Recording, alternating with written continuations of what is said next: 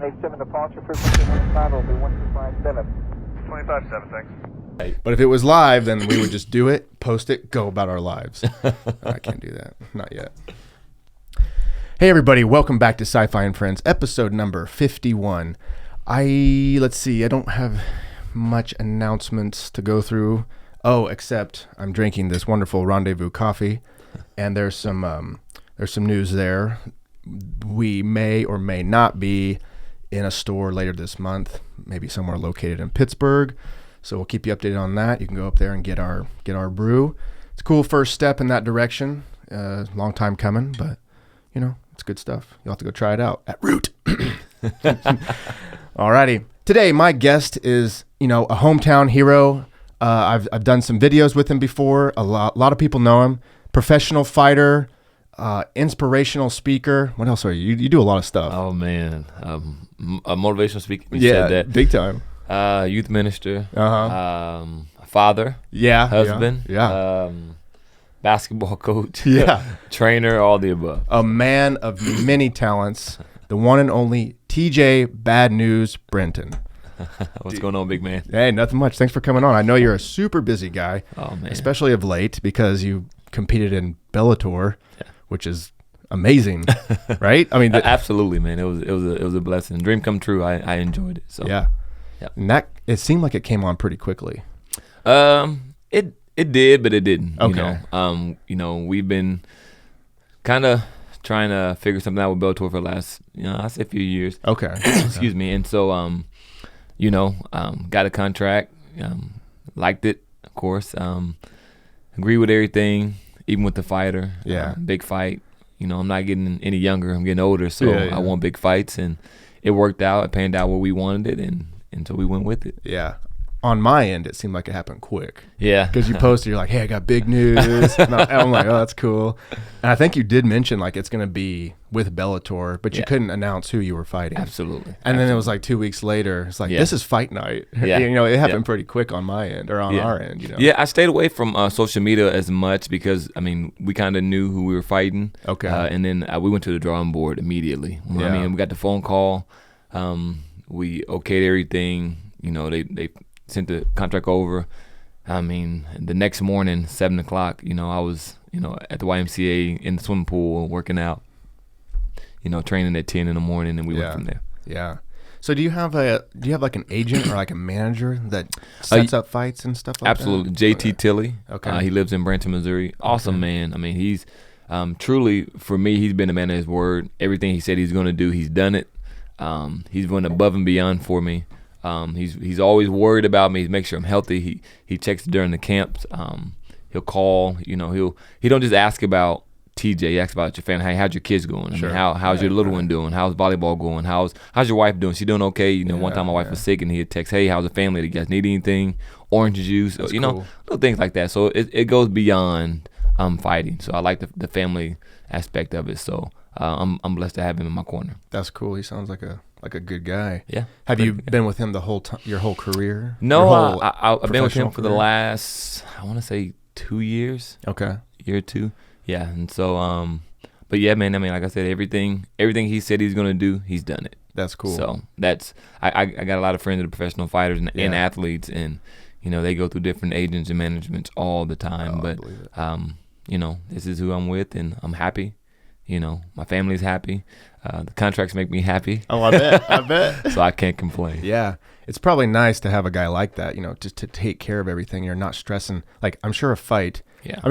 I roll jiu-jitsu and I stress out, so I can't imagine like a fight, like a legit, I get paid, this goes on my record, all that kind of stuff. The stress has to be immense. So if you have a guy like that, absolutely, taking care of things and, dotting the I's, crossing T's. Yeah. That'd be very nice. Yeah. And I got other people helping me out and looking after me as well. The same lawyer that looks after all my contracts, JT does a good job getting the contracts for me. He'll send them over to us. I'll email them or send them over to my lawyer who's, looked at my contracts when I was a professional runner and then a professional basketball player. Right. So he's the same guy. He's retired, but he still makes time for me. Sure. And then my wife is a perfectionist. Yeah. That's good. She's good at the business part of it. She's the one that helps me with the shirts. She's the one that helps me with a lot of my, we'll sit down and I'm going through my Facebook and she'll be like, hey, you said this one time. Why don't you post that? Or, she's a photographer as well. Nice. So she helps me. And then, of course, you have Pastor Jeff Kingery, who does majority of my photography. Things like that. I mean, in the video you done for me, dude, that thing was amazing, bro. Like, you're just talented. You talking about me wearing different hats, bro. What can't you do? You know what I mean? Like, I can name a long list of things I can't do.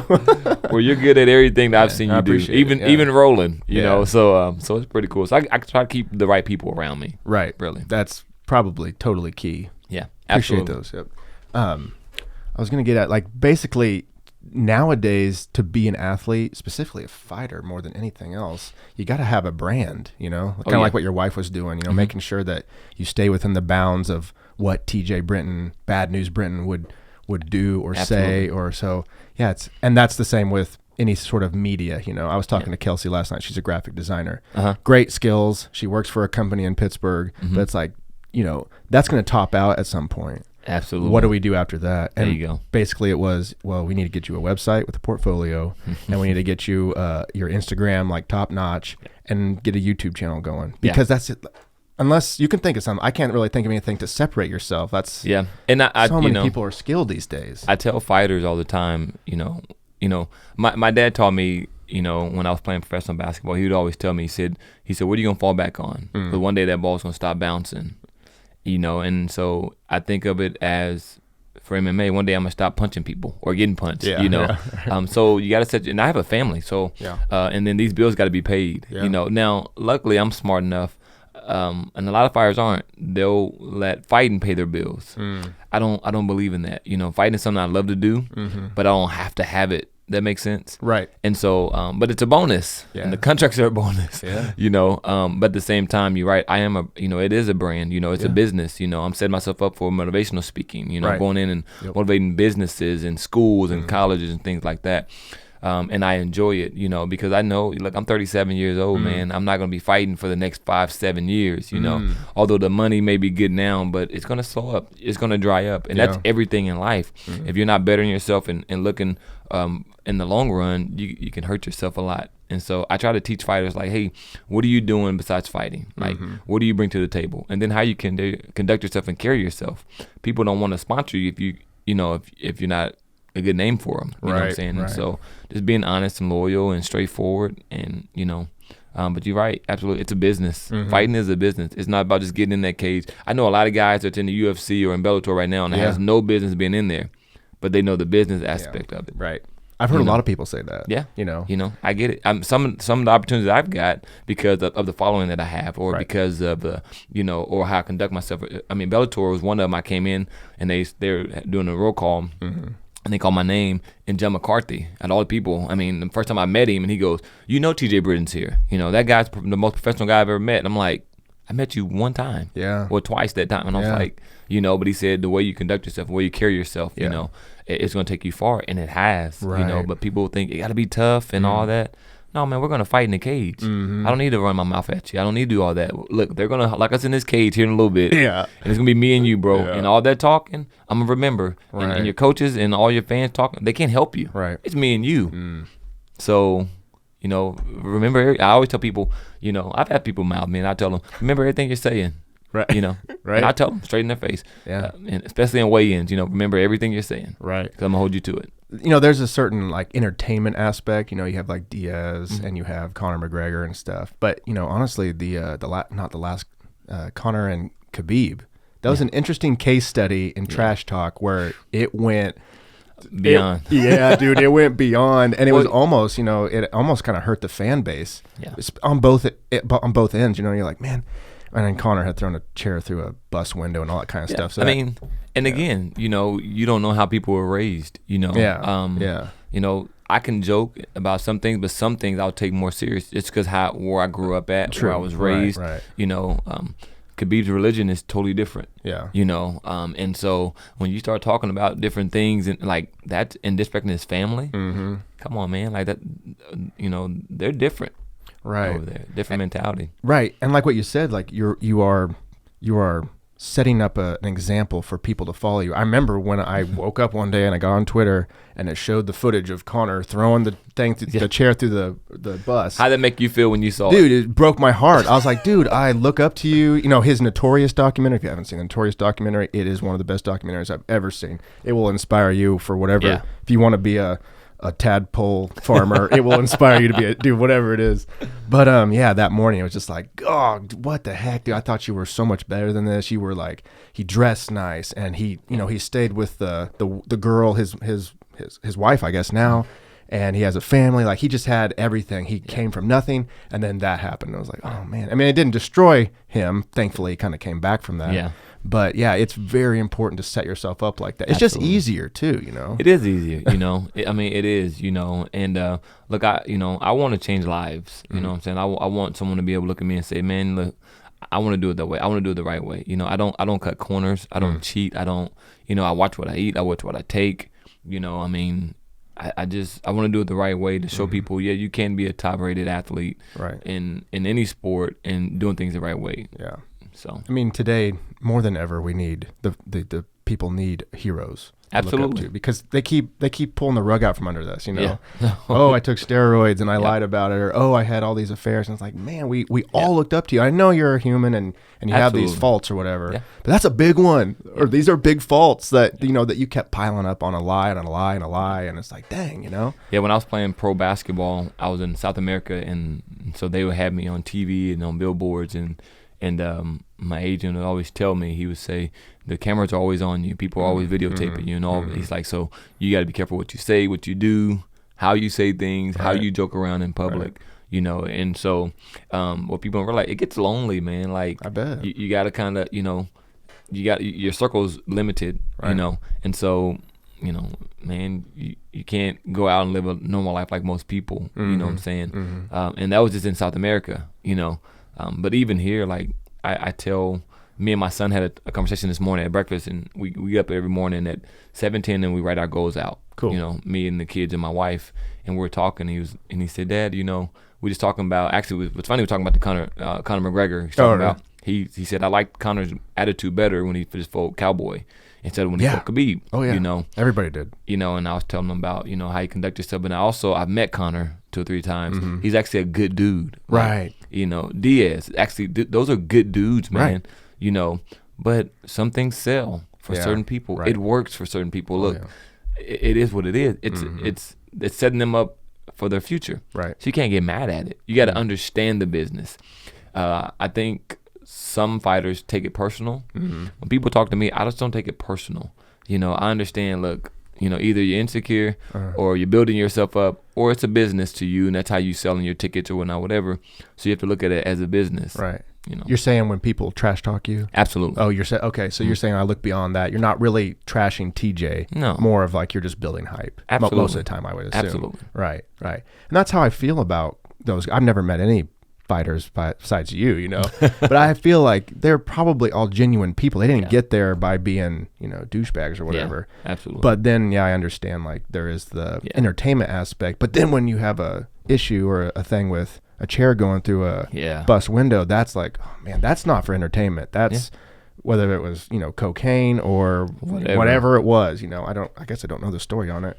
It wasn't good, it wasn't for good. his image. And people got hurt. People got glass in their eye. People, it wasn't like when he fought Diaz, they were throwing water balls at each other. Right. Oh, okay, whatever. Maybe a reporter got hit with a water bottle. Oh, God. Water bottle is better than a chair or glass. Exactly. Where you altered the entire fight card. So not only did you affect fighters' lives, you affected all the fans' lives. I mean, it was a big deal. It was a big deal. Yeah. You have mentioned some very interesting things about being... before the podcast, you said you bred pit bulls, and now you're talking about being a professional basketball player. So let's just rewind this to the beginning. Let's just start at the beginning and let's like talk through your story, because you keep saying these one-liners, and I'm like, wow, I got to know more about that. So I'm sure we'll get there. Yeah. But so where'd you grow up at? I'm originally from Poplar Bluff, Missouri. Okay. So, the Boot Hill, southeast Missouri. Grew up, I'm the baby of 6. Okay. My mom was paralyzed from the waist down. My dad was was an alcoholic at the time when we were growing up, and then he also got hooked on crack cocaine. And so it was a different type of lifestyle. You know, I mean, you went from two parents having pretty good jobs to not having anything, and then sometimes, you know, you're drinking water to fill your belly, and you know, heat and air is going out, electric going out sometimes, and you know, so you learn to lean on one another. You know, growing up, you know, I tell people my story and they say, man, you didn't have anything, that's got to be rough. But honestly, when I think of it now, it would be rough. But back then, we loved one another. My parents always taught us to love one another, have each other's back, be there. You know, 6 of us. You know, and so that's what we done. We didn't know any different. You know, and that's all I know still to today. I mean, my brother and sister still today. I talk to my brothers and sisters every day. You know, I have some people say, "Well, I didn't talk to my brother in a year," or I'm like, bro, I don't understand that, because how I was raised, and how I was raised was, you know, you take care of one another. You know, and so grew up there. Got in a lot of trouble. You know, was that a big city or big area, or yeah, it's about like the size, Joplin size, about or? Webb City size, maybe a little bigger than Webb right. City. But the area I stayed in was pretty rough.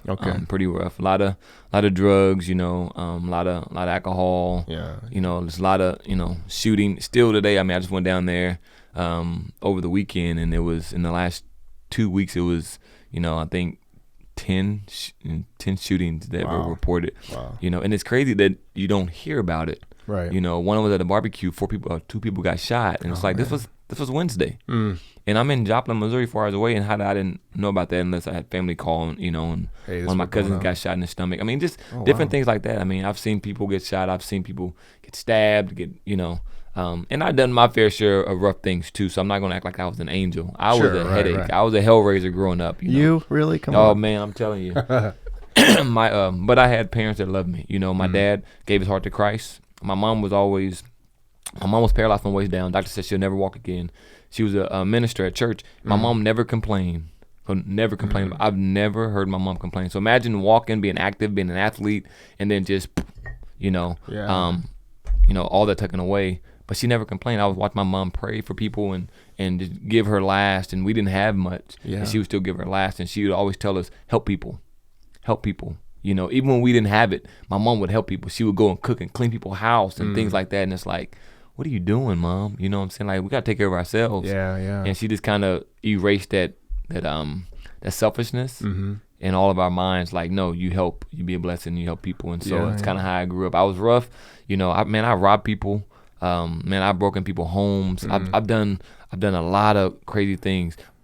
but to be honest, I've always helped. I was like Robin Hood almost, you know. And being honest, I'm not saying it made anything okay, because what I done was wrong. I fess up to it. Yeah.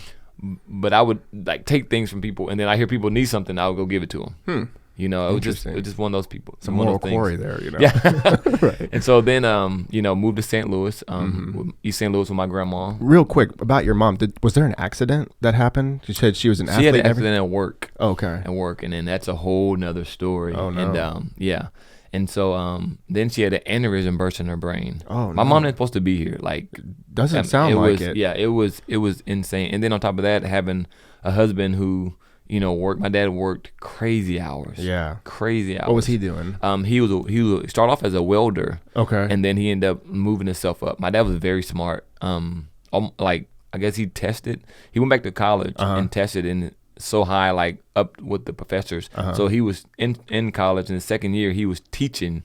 He was helping the professors teach. Wow. At William Woods University. It was insane. I mean, you know, but I have my brother. I mean, people tell me I'm pretty smart, but I have brothers. My brother Raymond he's like a walking encyclopedia. Like, and it's the craziest thing. He knows everything. I'm like, how do you know that? And sometimes he's like, I don't know. And I'll go look, I'll Google. I'm like, no, he can't be. Nope, he's right. Oh, sure enough. My sisters, my oldest brother. I mean, and you know, but we're all successful now. We run businesses, we run gyms. You know, my brother's working, the managers at Walmart. My sister runs a daycare. My other sister's the secretary at church. Like, we're all pretty successful, and that's pretty cool, because from where we came from, you know, majority of the time those people don't make it out. I have friends and family that are still back in the hood in the projects that didn't make it out, but my parents always pushed us to our purpose. You know what I mean? And my dad ended up going to rehab and getting his life together, going to church. Good. And so he just propelled. I mean, he just went up, but he showed us the way to do it. God healed my mom. My mom started walking. What? Yeah. Really? Crazy story, bro. Crazy. What? We were at church one time. I don't want to make this a whole religious thing. We were at church one time, and God just healed her. I mean, Are you serious? absolutely. That's bro. awesome. Absolutely. Just healed her just like that. She got up, started walking, took 3 or 4 steps, and then she's been walking ever since. She's actually up here What? with me this weekend. She comes up after my fights and kind of spend time with me and the kids and my wife. But so that's what makes God so important in my life. You know, I've seen things. I've seen God restore my mom and dad's marriage. I've seen God restore my mom's health. I've seen God restore a crackhead. My dad was a crackhead, bro. Yeah. You know what I'm saying? And I've seen God restore that. So when I had that God first, it means something to me and my family. You know, so yeah. So then I moved there, went to school at Florissant Valley Community College in St. Louis. Was an All-American track runner. Okay. Broke the freshman national record. I was one of the fastest freshmen in the country. Wow. Qualified for the Olympics when I was 18, and then flunked out of school. Oh, what year is this? This was 2000. Okay. 2000. Flunked out of school because where I'm from, when we didn't have a lot of cable, but with the movies I watched, all the top athletes never went to school. They had all the girls. They partied and all that. Kind of true. Right? So I didn't go to class. I had all the girls. I partied all the time. Just didn't get them grades. But I didn't get the grades. And so at semester, coach brings me in and says, hey, I just won indoor nationals. And he said, hey, we have a meeting at 2 o'clock. I'll go in. Of course. And at this time, I'm cocky. I'm arrogant. Sports Illustrated had me in their magazine, Sports Illustrated for kids. Yeah, how could you not be cocky? I mean, that's kind of hard for coming from nothing. Yeah. And so I'm coming in the office, and he sits down, he shuts the door, and he looks at me, and his eyes are watering. He goes, "You're done," and I'm like, "No, I'm not." And that's why I tell him, "No, I'm not." Yeah. Like, Yeah. Coach, I can Just break getting more started. records. Yeah. And he throws down this. He said, "You know what that is?" I'm like, somebody's grades. It was like all F's and 1 B. Somebody not doing too good. I don't know how I got the B. I never went to class. They're like, ask TeeJay Britton, give him a B. Yeah, I guess so. And sure enough, man, he said you flunked out. You have to take off semester. You can't run, and so They didn't give you like any warning, like, hey man, you need to I'm get sure these. they did. Yeah, but at that point, man, I mean, yeah. again, I was very arrogant at that time. Right. So I walk out the office and I go back and I say, what can I do? And he goes, it's nothing. I'm like, well, you need to do something. So I'm arguing with the coach because it's his fault now. It's not my fault that I didn't go to class. It's his fault. And so he's like, this is you. So he says, you need to, be a man about it. This is what you done. You affected yourself. This is no one's fault but your own. And so that was very humbling. So I go back to my grandma's East St. Louis, and as I'm going, I'm watching someone get robbed. Oh, and no. I'm coming off the bus, and the guy's getting robbed for his shoes, and I'm like, yo, I can't be here. Yeah. You know what I mean? Oh, and then yeah. I can't go back home because there's nothing at home. And then I'm going home and I'm flossing everything, so I can't go back home, and so I had a friend that was running. He was a triple jumper, and he's running for a professional circuit at the time. And so I called him. I knew that his girlfriend or fiance at the time had a sister that me and her were kind of liked each other. Sure. And we would hang out. And so their mom was his agent. So I called. I'm like, Okay. hey, can you hook me up? I can't go back home. He's like, I got you. Nice. So she calls. We set up something. She goes, well, it's an open meet at KU Relays. At Okay. KU, I need to watch you run. So she flies down. She's from North Carolina. She flies down to watch me run. And I go and I put up good times. And she came over immediately. And was like, sign these papers. I mean, she had papers, and being where I'm from, I didn't know, let a lawyer look at it. I didn't know that. Sure. So I signed the papers, Uh-oh. And then she got over on me quite a Did she? quite a bit, but at the same time, I was getting paid good. Yeah. I didn't have to go to school no more. Yeah. And So you're professional at this point? I'm Professional at this track point. Professional runner? track. Yes. Okay. Yeah, and so That's all it takes, just sign some papers and well, you gotta be fast. You got to be fast. You got to be fast, and so but it was one of the things where when I tell people I run professional track, they so that's awesome. I'm like, yeah, let me tell you the story of how I got there. I flunked out of school, Right, right. because kids need to know, like, you have to go to class. Like, you have to it's real. Yeah, it's real. Right. So yeah, I done that for a little bit, man, and then qualified for the Olympics. But I just didn't love it. I like track, I just didn't love it. Right. My basketball was my passion. Okay. And so you hadn't even stepped foot in a gym fighting, rolling, nothing at this point. Like, it didn't even cross your mind. No. My dad boxed. Okay. My dad was a heck of a boxer, and from what I hear more and more, my dad was kind of like the enforcer in the hood growing up a little bit. Like if somebody owed somebody money, my dad kind of tightened him up a little bit. If you know what I mean? What's his name? Raymond Britton. Yeah, Raymond. And I got a job for you. Yeah. and so it was one of those things where he would always teach us how to fight. Well, it was 4 boys and 2 girls. So I'm the baby of 6. So he would always say, "Oh, you are." You know, and I always talked. And so he was like, "Go in there, go fight your brother." Because you're going to learn. Right. And so my mom would be like, Raymond, don't let them fight. And he'd be like, his brother's not going to hurt him. He's going to rough him up. Out in the streets in the world, they're going to hurt him or kill him. Oh, yeah. And so he would teach us. You know, I would run my mouth. I'm going to do this. He would say, nope. He would stop and say, go do it. I would say, I'm going to punch him. He would say, go punch him. And then he would sit there and he'd say, no, you're going to go punch him or you're going to see me. And so it was like, I got to go over. And this is my older brother. I got to go punch him. He's like, yeah. Because you said you're going to do it. Oh. See, he was planting seeds in our head that in the streets, you can't say you're going to do something. People will kill you for that. Right. You know, and so I learned. I took a lot of bumps and bruises, and I learned real fast. But my dad taught me how to box, you know, and I was the left hand. I was actually ambidextrous, both-handed. So he would teach me both styles, you know. Not a whole lot, but just taught me how to fight. I grew up a lot fighting, you know. I mean, we would go to the park and we would fight. It's just what we done, we, you know. So anyways, so I ran track. And done that for some time. Made quite a bit of money. Blew quite a bit of money. You're about what, 20 years old? Oh man, no, I was 18. Are you still 18? Yeah, I was young. Young. Yeah, I graduated a year early. So this happened really, really fast. Very fast. Very fast. Wow. And so I was running. Made good money. I just turned 19. Had a girlfriend that loved spending money as much as I did. Yeah. And her family kind of had money, so I was trying to keep up with them. Okay. Along with trying to live this image. So when I get good big money, I would put it under my mattress or I put it up in a shoe or something. Right. I never took it to the bank. I never understood savings because my family didn't have it. So they didn't teach. No one taught me. You know, my management, she didn't teach me. It was, you know, here's your check. That's it. You know. So it was to the point where I was blowing so much money, man, that I would wake up and if it was raining outside for a few days, we would just go to St. Louis and fly to somewhere warm. Didn't pack. Are you serious? Man, it was crazy. I blew so much money. I won't tell you how much money I blew because I calculated it about unbelievable. But I got paid very good. And the thing is, I don't understand. Now I look back now, I don't understand how I got paid that much because she was taking a big portion as well. Yeah. I don't know, and I'm not gonna even get into that. Right. But I was very well taken care of. And then I grew up in the street, so I grew up, you know, around drug dealers and people. And so someone comes say, hey man, I need this much and I'll bring you back this much. Well, for me, it was like, I'm gonna give you $2,000, you're gonna bring back $4,000 and I don't gotta touch anything. Absolutely. Yeah. You know, and so it's like hood investments. Yeah. You know, and so once I started doing that, my money started really doubling. So that was working out? Oh, it worked out very well for a while. Okay. And so I was doing that and to a point where, man, you know, I just didn't love track, so I quit. I quit running professional track. People said, what are you doing? Right. So I went from literally running professional track to a manager at a grocery store. Ooh. Yeah. Whoa. So very humbling. Very Yeah. humbling. Yeah. But I kept a job because I started doing things I'm supposed to do in the streets. So I kept a job because I knew smart enough that if I had a job, they'll leave me alone. As far as the money trail and whatnot. Right. Yeah, and all that. Right. So I worked enough just to do that. Right. You know. This grocery store manager's making $100,000 a year.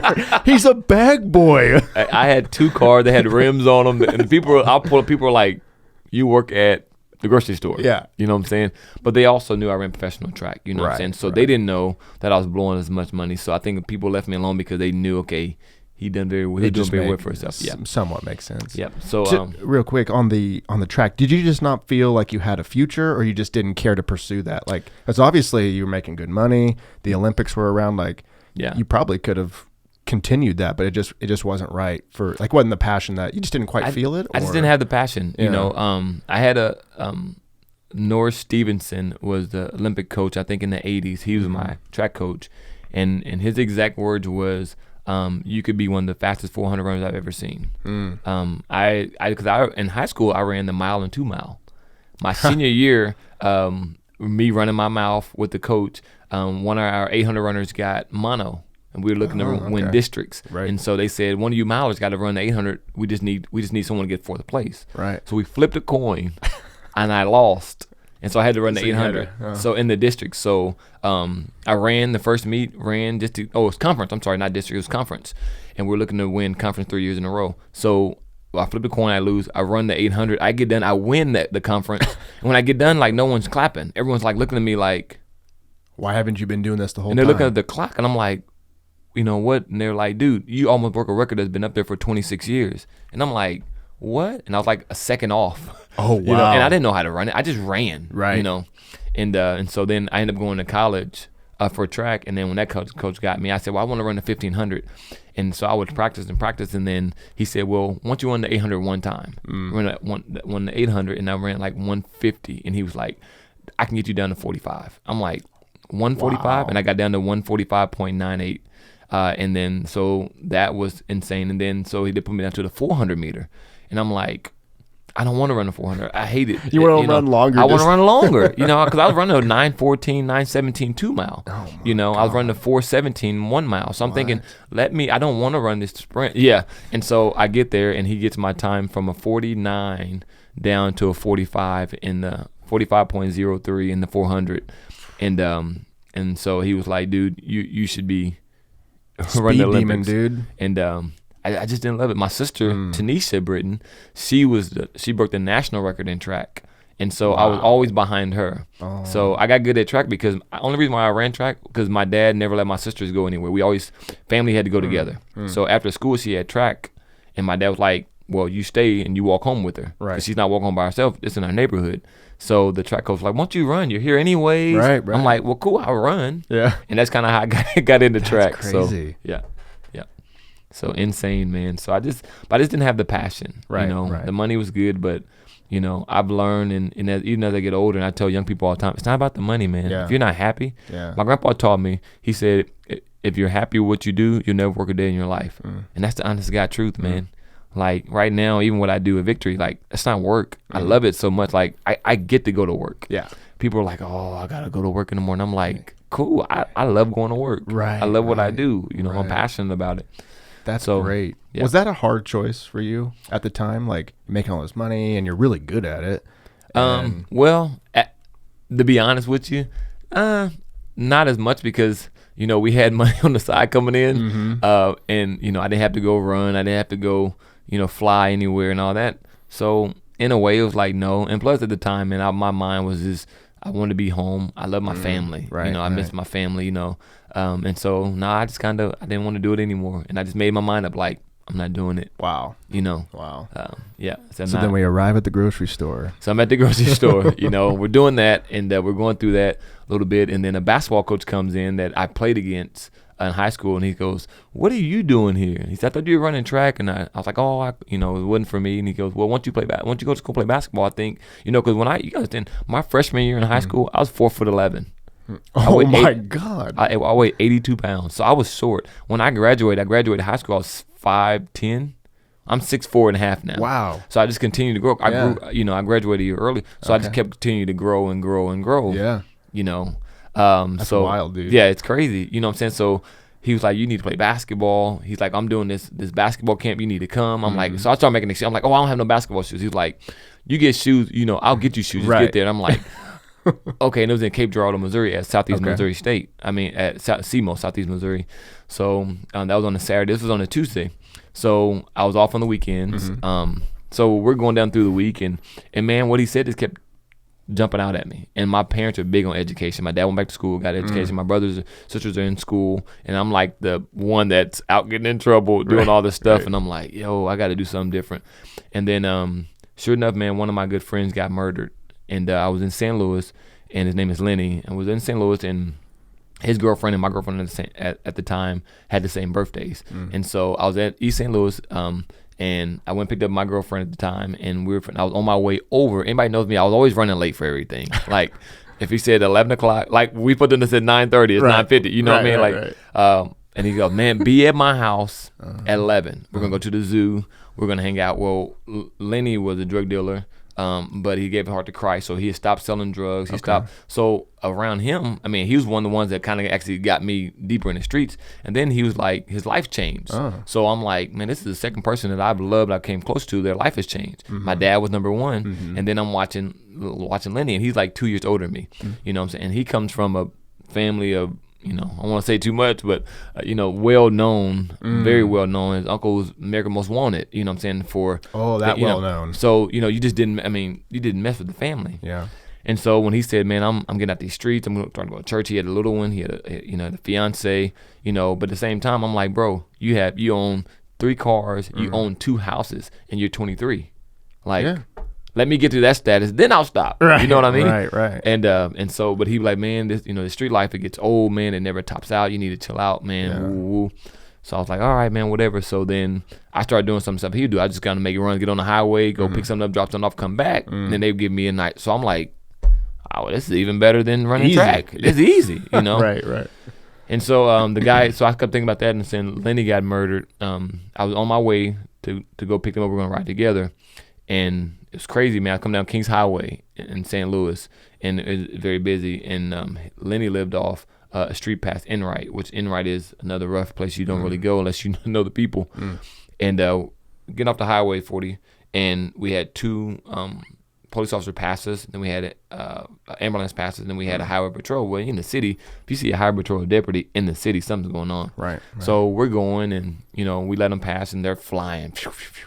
So we're going up a little bit. I'm like, man, they're going kind of the same way we're going. You know what I mean? And we get there, and I hit the left, and as I turn, I see, we go down about 5-6 houses, and I see like Lenny's. I hit an Escalade, and the door was open. And I was like, yo, that's Lenny's truck. And at this time, my girlfriend at the time, she's like freaking out. I'm like, chill out, But then my heart's like beating fast. And so I jump out and I run over there and I see him laying down. I see them trying to, revive him. And bro, excuse me. And so it was just, life hit me. It was like real. You know what I'm saying? I ran up and I'm like, and I remember his voice, man. I mean, and I don't share this a whole lot, but I want people to realize like those streets are real, man. And he just kept saying like, I don't want to die. Like I don't want to die. And so, so it was one of them things where just listening to that. And then I think the biggest thing for me was his mom came out the house and to hear her scream, that kind of changed my life, because that could have been my mom. That could have been me laying there, and it was a guy that tried to rob him because everyone knew who he was. The guy just got out of jail, ran up and was like, I need money, tried to rob him. Lenny's like, I don't do that no more. He was being honest, and the guy, and he went, I guess, went to push the gun, and the gun went off, and then the guy took off, and so he ended up dying on the way to the hospital. And it just, that just kind of, it was like 2 weeks before the coach come in.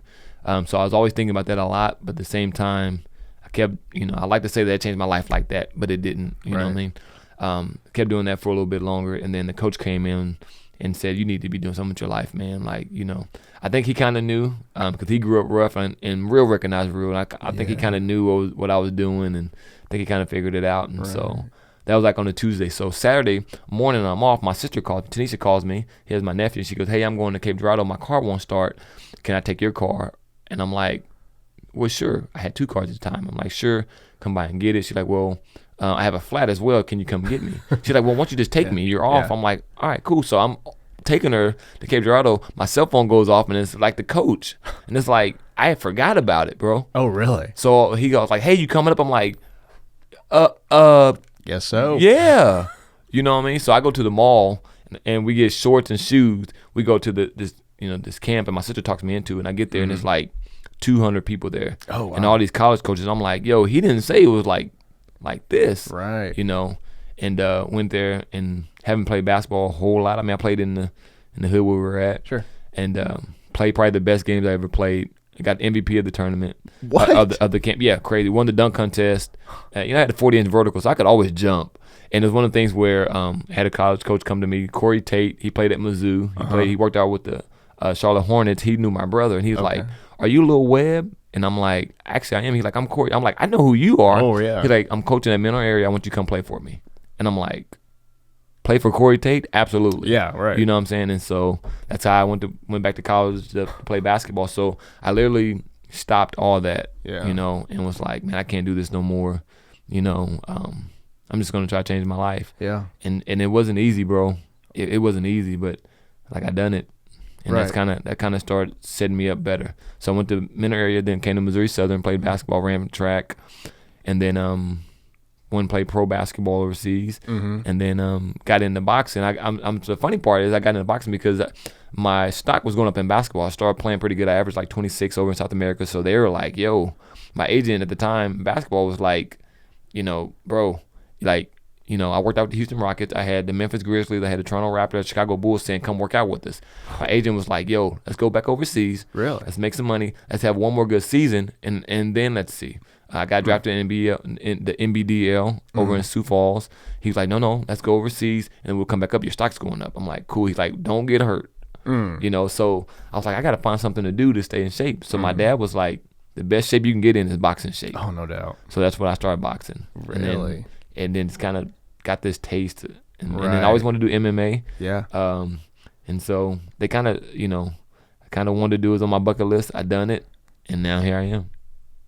That is, we covered so much ground there. Yeah, I know it's a lot, but yeah, that was. No, that's awesome. What was it like playing in South America? Did you live? I guess you lived there. I stayed there for a few months. Yeah, a few months. Yeah, what's funny is, I was boxing and stuff before I went over there. I actually took a MMA fight, and then like I fought on Saturday. I left. My agent called me on Tuesday and said we may have a contract, and I left Thursday. So it was like boom, boom, boom, gone. But when you're playing pro ball overseas, it's like that. Like you just get a call and you got to be ready to go. Yeah. And so I get over there, and but it was like, man, I was treated like a king, man. Actually, a guy tried to rob me while I was over there. So that was different because learning how to fight, but then also learn how to box and do jiu-jitsu. Yeah. And the guy tries to like steal my iPad because over there at that time, they didn't have iPads and iPhones. They're expensive. Yeah. And so dude like try to grab my iPad and take off running. So bad choice for TeeJay Britton. So like I'm confused. I'm like, bro, this is like 7 p.m. I'm like, it's people at the bus stop with me. You know what I mean? And he takes off and he's like sprints, and then he like looks back and he starts jogging like, I got it. I'm like, no. Big mistake. Yeah, so I run after him. I like kick his feet and he drops my iPad, and and so I didn't even go after him. Like I wanted to grab my stuff. And then I turn around and he like tries to snatch it out of my hand again and take off. At this point, I'm like, okay, I got to protect myself. Right. So I rough him up a little bit. The police officers get there, and of course, I was in Santiago, Chile. Like no one speaks English. I was gonna ask about that. That had to be super tough. My team, we had 18 men and 3 coaches. No one spoke English. Not even just like a couple cent. Oh my God. It was. They would say they don't say TeeJay. They call you, but so they call me Terry. That's my first name. Okay. So they say Terry, and they point at you. I'm like, me, yeah, shoot the ball. Did that not make it incredibly difficult to play basketball? It did, man. But at the same time, I knew what I was over there for. I was over there to put the ball in the bucket. Yeah, I get you. So I guess we are like hunter-gatherers too, like men, like we always give, while we're hunting. There so you that go. probably was not too terrible. But it would still be like, how would you like congratulate your teammates? Just like, good job, five, dude. Yeah. Give them a hug. You know what I'm saying? Like that. That was it. Or like coordinating a play or something. That would be super we tough. ran the plays, and so I couldn't pronounce a lot of the plays.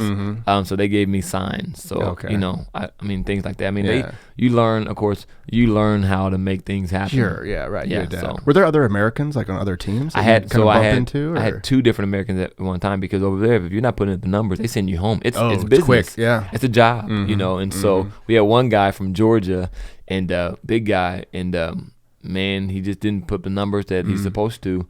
And man, we played one game. We had 2 days off. And I come back in, his locker was next to mine, and it was clean. Jeez. And I'm like, yo, well, you can't ask no one speaks English. And I come in, and Hydro, a guy named, his name was Hydro. And I come in, I said Hydro, and I point like where's he at? And he goes, oh. And I'm like, what does that mean? Like, is he sick? He goes, no, like he's going bye-bye. I'm like, he's gone? I'm like, oh, well, this is international, brother. Right. We know what that means. Yeah. So I'm like, yo. And then like the next day, another guy comes in from California, and he ended up staying with me the rest of the season. But it was crazy, man, because it's like you don't get too close to them because they may be going home. Right, right. As fast as it starts, that's as quick as it'll end. Yeah. So it was crazy. Yeah. Wow. But yeah, so it was good because he spoke English and Spanish. His fiance or girlfriend at the time spoke Spanish, so he helped us out a lot. But I lived on the northern side, and he is he lived on the southern side, so we lived like 45 minutes away. Right. But you learn. I mean, you learn. Right. And I enjoy stuff. I like challenge. You know what I'm saying? Yeah. I like being uncomfortable. It makes you grow. That would be a very uncomfortable spot to be. So yeah, I enjoyed it. So while you're down there, you're kind of like the heart of martial arts. Did you check anything out like that? Absolutely. Oh yeah. Oh yeah. What'd you check out? The jiu-jitsu down there. And the Muay Thai wasn't bad. I was very surprised. The boxing, was okay. Yeah. But the Muay Thai was pretty good. But the jiu-jitsu was amazing. Oh, I'm sure. Man, there was Brazilians. They would come over, and if they were blue belts, they're like our brown belts. Oh my God. It was insane. Seriously? And, yeah, I went over there. I was rolling, and I was rolling with the top kid class, the ones that they would send over to America and train. Oh, right. Stuff like that. And they were 13, 14 and rolling me up like I wouldn't even. I mean, it was unbelievable. That's scary. Unbelievable. Yeah, unbelievable. But they eat, sleep, and breathe it though. I mean, when they say sleep in the gym, I'll go in the morning sometime and do the morning class, and they would. You come in. They have 2 mats. You walk in. You go to the left to the kid's side, or right to the guy or to the adults. And you go to the left, and you see like 3 or 4 people sleep. The kids in it, like they lived in the gym. They would come over and stay at the gym for like a month, and they would sleep in the gym. And it's like, yo, that's for real. That's like samurai stuff. Back in the day, like, I'm here to learn from my mentor, and we're not going anywhere. Yep. For years. Yeah, that's crazy, dude. It's insane, bro. And they weren't supposed to get hurt, though. Yeah, no. Right, right. Don't get hurt, and you're like jiu-jitsu. Yeah. So in South America. Yeah, and it was in my contract, like. Oh yeah, like you can't. Did it say jiu-jitsu? No, it said martial arts. It said like boxing. Yeah. Kickboxing. Yeah. They didn't say jiu-jitsu, but I knew what they meant. Sure. Right, I couldn't ride like scooters, like mopeds. I couldn't get mopeds. So say you get on a moped and you get hurt, like nullifies your contract because it's in there, right? Yep. I got you. Okay. Yep. Wow. So, yeah. So there's a lot of things people don't know. Like when you get those contracts, you got to look at them. Yeah. My lawyer would point the things out because I didn't pick up on those things, but he always did. So. It makes me think of Orlando Bloom in Lord of the Rings. Have you ever seen like behind the scenes when he's like, we weren't supposed to do anything to get hurt, and he's like, I can't help it, and he did like bungee jumping, and he was like going crazy, and he ended up breaking. I his saw ribs, but it was like during a scene or something, so it was like during work, but like that guy not dying on set was like unbelievable. Yeah. But that's what makes me think of. So did you end up graduating college while playing basketball? I did. I went back. When I got done playing, I came back. Felt like God was calling me in the ministry. Actually, just stopped playing ball. Got offered a very good money to go back overseas, and my stock was rising. But I felt like no matter what I had done, when I ran track, when I was in the streets, when I played professional basketball, I always felt like it was more to life. Like I would wake up, literally, I can't explain it. My bank account would look good. I will have what I want, and I'd be like, man, I'm supposed to be doing more in life. And it wasn't like have more money. I'm supposed to be doing more. And so one day I was at the mall, true story, bro, and this little bitty white lady, I never forget, she had white hair. She was old. She smelled like mothballs. I mean, it was like one of those old, right. And it was at the cookie store. I love going to a cookie store, and I was sitting there, and I love talking to older people because they're wise. And so my grandparents always said, make time for the elder. So when I see one, if they're by themselves, I always speak, hey, how you doing? My name's TeeJay. Where you from? Because how many people just walk past them? Oh, yeah. And not say anything, and a lot of them have stories. And so I get there, and she's in front of me. And actually, she was behind me, and I said, hey, I want to pay for your cookie. And she goes, oh, you don't have to do that. I'm like, no, I want to. What's your name? So I'm flirting with her. I'm talking to her, and we're laughing and joking. And she goes, young man, do you go to church? I said, no, I grew up in church. And she goes, I know. She goes, I think you have a call on your life from God. And I was like, really? Now, this time, like, bro, I'm like, I just got done working out. So it's not like I'm dressed up. You know what I'm saying? Like, I have long hair. My hair needs to be done. I ain't shaved. I'm looking rough. Kind of like me. And this lady tells me this. She goes, God, God loves you. And I'm like, absolutely, and she goes, she's like, it's more to life. And you know that. And when she said that, it was like, just direct hit. Yeah. Like, And so, man, my eyes got watery, and I'm like, yo, this is crazy, and yeah, man, I just kind of was like, all right, God, you got my attention. So I called my mom. I go, I feel like there's more to life. And then she talked to me, and I was like, okay, I'm ready to do this walk. And she's like, well, you're not, don't be forced to do it. I'm like, no, I want to do it because I want to do it. And that was the difference. And I gave my heart to Christ. I said, God, what do you want me to do? It's not about me. What do you want me to do? And I felt like he wanted me to just help change lives. And so that's what I try to do, man. And so that's where I'm at now. Yeah, MMA, job well done. MMA took off, and Yeah. now I get to influence people, motivate people, and go speak in their lives. I love it. I enjoy it. So was that catalyst to quit basketball? Was that moment, or was that maybe part of it? I think it To kinda was. leave that behind. I think it was because basketball was like my guide. You know what I'm saying? Okay, Like yeah, right. I eat, slept, and breathed basketball, man. I mean, it was, even when I was over in South America, like they'd be like, "You're in the gym too much." Oh, really? Like, and I'm like, I'm getting paid pretty good money over here, and they're telling me I'm in the gym too much. Yeah. But Excuse me? I'm competitive. Yeah. I always want to be the best. And if I'm not doing something, it's my fault. Because my dad taught me that at a young age. That coach taught me that. Coach Stevenson said, "This is your fault, no one else's." That's the kind of thing stuck to me. Yeah. And so if I'm not putting up numbers, it's my fault. It's not my team's fault. Right. It's my fault. And so, man, I just, I knew I put that before everything. Yeah. My family, my friends, everything. My friends at the time, so-called friends, they enjoyed it because they enjoyed the money. I gave good gifts for birthdays. I bet. I gave good gifts for Christmas. Yeah. But once I quit basketball, it was just like when I quit track. Yeah. I lost so-called friends. Right. And so I stopped, and my wife was my girlfriend at the time. I said, "Hey, I want to get serious." And my wife, she was going to church. And my wife was, Brittany, she used to be an atheist. Didn't even believe in God. Oh, wow. Yeah. She went home with me one time for a birthday party, and then gave her heart to Christ, and like she started living for Christ. Well, me, I'm like, I'm the reason why you came to Christ, and I'm yet out clubbing. I'm out doing this and doing all that. Right. And she would drive 4 hours every weekend and go to church and spend time with my family. Oh, Crazy, wow. insane. And she would pray. My mom would pray for me and all that. I'm like, okay, so I was up here being a knucklehead, and she just continued to do that.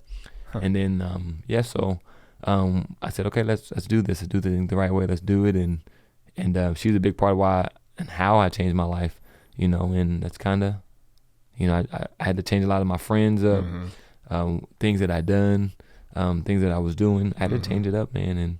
But if I had it all over to do it again, I would do it again. Yeah. Yep.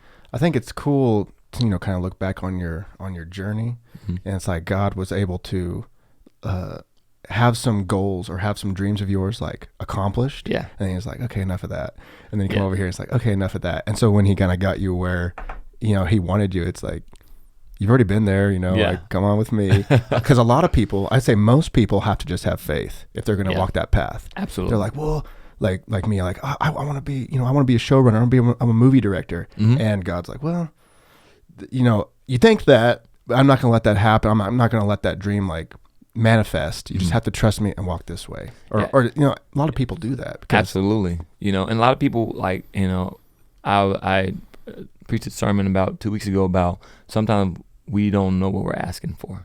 Yeah, right. Because it's a lot of things that I've asked for, and then I got it, and it's like, I don't want to do this. Yeah. Right. Running track. Yeah. I would pray, God, I want to be a professional athlete. I want to run track. I want to run track. Yeah. And then when I got there, it was like, the money's great. I don't want to do this. You know what I'm saying? And so I tell people all the time, I'm thankful for the prayers that God answered, but I'm also thankful for the prayers that he didn't. And his timing is so much better than our time. Sometimes we try to get ahead of things and we try to steer the boat, and God's saying, you forgot me back here.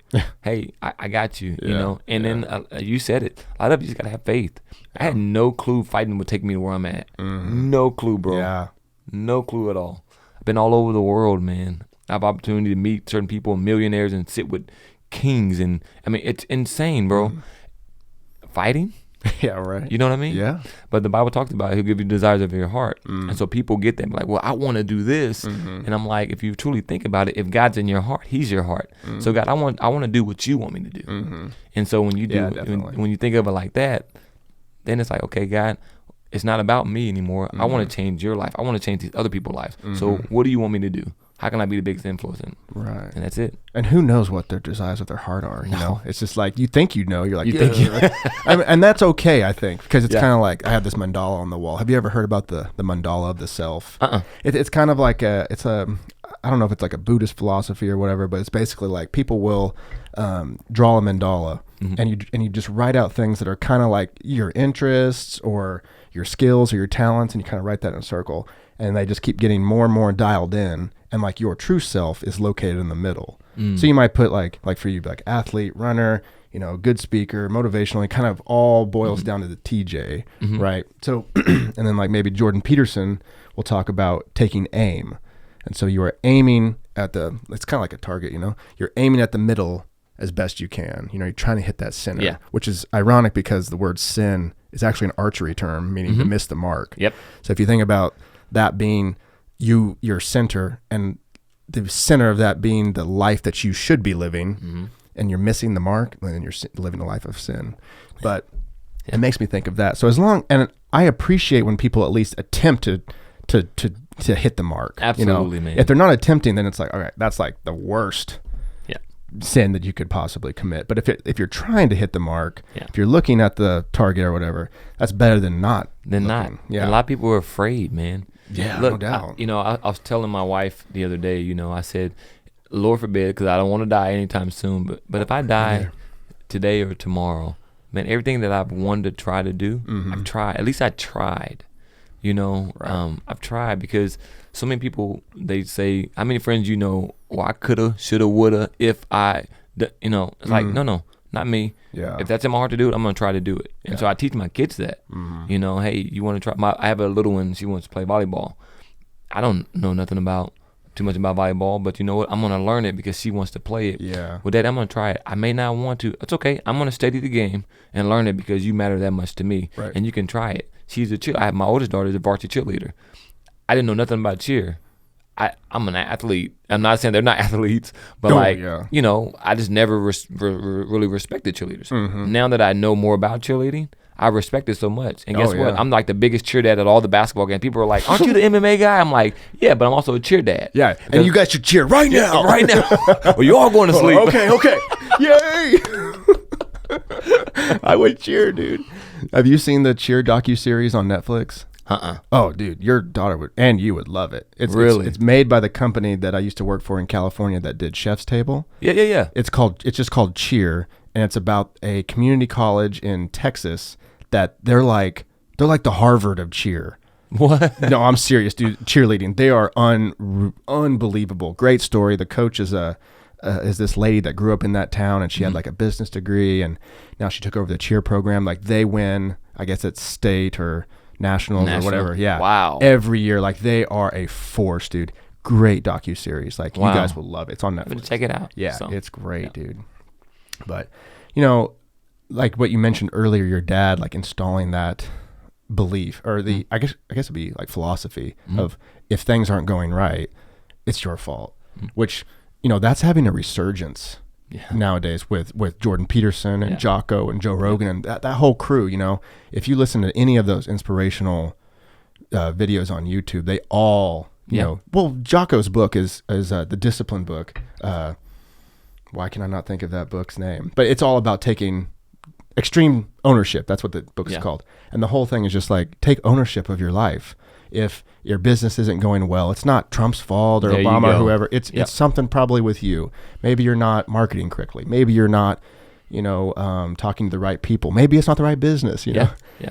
People, it's so quick to point the finger at someone else. Sure. You know. And and then I have one of my mentors, Jack Frost, do for people for Roper Kia. Yeah. His name is Jeff. Well, we call him Jeff.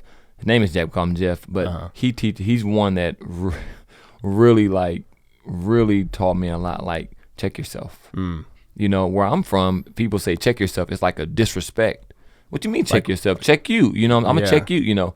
But it's like, no, check yourself. Yeah, like check yourself. Like, what can you be doing better? Yeah, right. And it's like, yo, that's crazy. But he's one of those guys where he'll, hey, what are you doing this week? How's that helping you? Yeah. For next week or the next month or the, you know what I'm saying? Because what I've learned is the more I cheat myself, the more I cheat my friend and my family. Yeah, right. But the more I better myself, right, the better everybody I'm attached to. Oh, totally. You know what I mean? People, people don't put that together. They think, my fallbacks are my own. And it's there like, you go. No, it's not. It's not. And it's not even, so imagine how much you affect your wife or your kids, and then your mom and your dad, and it keeps going. But you also affect other generations, like throughout time. Yeah. So it's like if I ruin my life, not only do I ruin mine, I can probably ruin my ancestors, There like you that go. set me up. That sets you up. And then the people that are coming after me, I'm like, wow, I wish Grandpa facts. wouldn't have been a dumbass or whatever, That's facts though, Yeah. and people don't look at it like that, bro. And so, when I go talk to kids, I tell them, I said, it's not just about you getting in trouble. You know what I'm saying? And then we get comfortable in our surroundings. And that's one thing that I try my best not to do. Like this fight that I took for Bellator, with Gabriel Varga, people flipped out, bro. You should see the messages I got. Don't take that fight. What are you doing? Oh. I mean, you wouldn't believe. Because they didn't think he could do it? Or? No, he's the number one world champion kickboxer right now. It's not like the people don't realize. Like it's not like he was. Like no, he still holds 6 world titles right now. He's the number one kickboxer in the world. He's considered the best kickboxer in the world. I'd always consider one of the best. I'm sure that crossed your mind. Of course it Right? did. But at the same time, like I said earlier, Yeah. I love uncomfortable situations because they make you grow if you look at it the right way. Absolutely. And this is MMA. I'm a mixed martial artist. I'm not a kickboxer. Right. I'm not just a boxer. I'm not just a jiu-jitsu guy. I'm a mixed martial artist. And so you got to respect that. And so coming off my last two MMA fights, my last one I was winning the fight, get caught and get knocked out on national television. People were like, dude, listen, don't fight him. He's so much better than the guy that beat you. But I love it. I talked to my wife about it. My wife is my biggest fan. My wife is truly my best friend. I know people say that like all the time, but like my wife is like the realest. Yeah. You know what I'm saying? Oh, She's yeah. like by far, like I've asked her stuff and she's hurt my feelings before. Yeah. I'm like, what do you think about this? She's like, what are you thinking? Yeah. Well, thank God you got someone like that. You got to have it. Oh if you want to be my gosh. successful, you have to have the person you're connected to has to be important. Yeah. They have to be real and honest. And so I was talking to her about the fight. I said, babe, I think I'm going to shock the world. She said, no, don't think. If you think you're going to shock the world, you're not taking the fight. If you're going to shock the world, let's take the fight. Man. And I said, let's do it. She goes, what are we waiting on? Yeah. And she said, and I said, well, I'm going to be in the gym a lot more. And she goes, what are we talking about this for? Yeah. Like, this is your dream and goal. I'm Oh, attached man. to it. Yeah. That was it. Nothing else was said about the fight Wow. from her. It was like, That's incredible. okay. And so that's why when you said it happened fast, I wasn't on my social media a whole lot because I was in the gym, and then I had broke my hand. I had a boxer's fracture 4 weeks out from the fight, and then I broke my pinky. This was 4 all weeks before in- the fight? Before the fight. Wow. So we didn't video and show a lot of boxing stuff like that because my hands were so wrapped. Oh, right. And we were like, yo, and I'm not pulling out this fight. You know what I'm saying? And so, come on, we weren't going to stand and bang with the world kickboxer. I know I got good hands, but no, I'm a mixed martial artist. I'm going to take you down. I'm gonna try to hound you I'm going to take you out to deep water. Let's see, can you swim? Yeah. And let's get you wore out and tired. Then those punches and kicks are not going to be as hard. Right. Then I can stand up and do what I want Right. to do. So, He did toe you once. I saw that. yes, he did. But you caught him, dude. They showed it in the replay. We can watch it later. But I saw you, the kick, and you're like, oh, no, I'm good. And you go forward with that left. Dude, if you were over like an inch or two, Yeah. that would have been game over. Oh, yeah. But you cut his eye at Yeah. that point, Yeah, and I still hurt him. I could tell I hurt him. Oh, yeah. It was a good, I'm not saying it wasn't a good punch. Yeah, but you're right. If I was over by an inch, It would have been I think I would've- devastating. yeah, especially with those gloves on. Devastating, dude. Well, and his stance, his leg is still coming down, and so he's off balance. Off balance, And I yeah. mean, your fist, I would have just eaten his face. Yeah. It was. So, Yeah, we he can lucked watch out it a on that little one. bit. Yeah. I really wanted that one too. Oh, dude, you could but- tell, and you could tell that you knew. You could tell that you knew. You're like, I've trained for this, because when we did Colton's little documentary, there was a time where I'm like listening to you guys while I'm filming, and we were doing one with kicks, or you guys were doing one with kicks, and basically, you can correct me where I'm wrong, but when someone throws a kick, it's kind of like an automatic response to Absolutely. to throw a punch when you're Absolutely. safe, I guess. Yeah. Yep. And so knowing that you had That- taught Colton that, I could see it in your body language. You were just Yeah. like, oh, it's time. Yeah. Fire. Yeah. But it was probably nerve wracking having his foot that close to your face and having him be the kickboxer king of the world. Man, And his foot came up so fast. Like most MMA guys, their boxing is going to be good, Yeah. but not great. Right. Their kickboxing is going to be good, but not great. They're going to be good. If they're great at one thing, I'm going to beat you. Right. If you're great at one thing and okay, I'm gonna beat you. If you're good at a lot of things, then you're a dangerous fighter. Right. But he was so good with his kicks that like his hips didn't move. I read hips a lot. I'm a body guy. Right. And he threw that run kick that he told me like I didn't even see his hips move.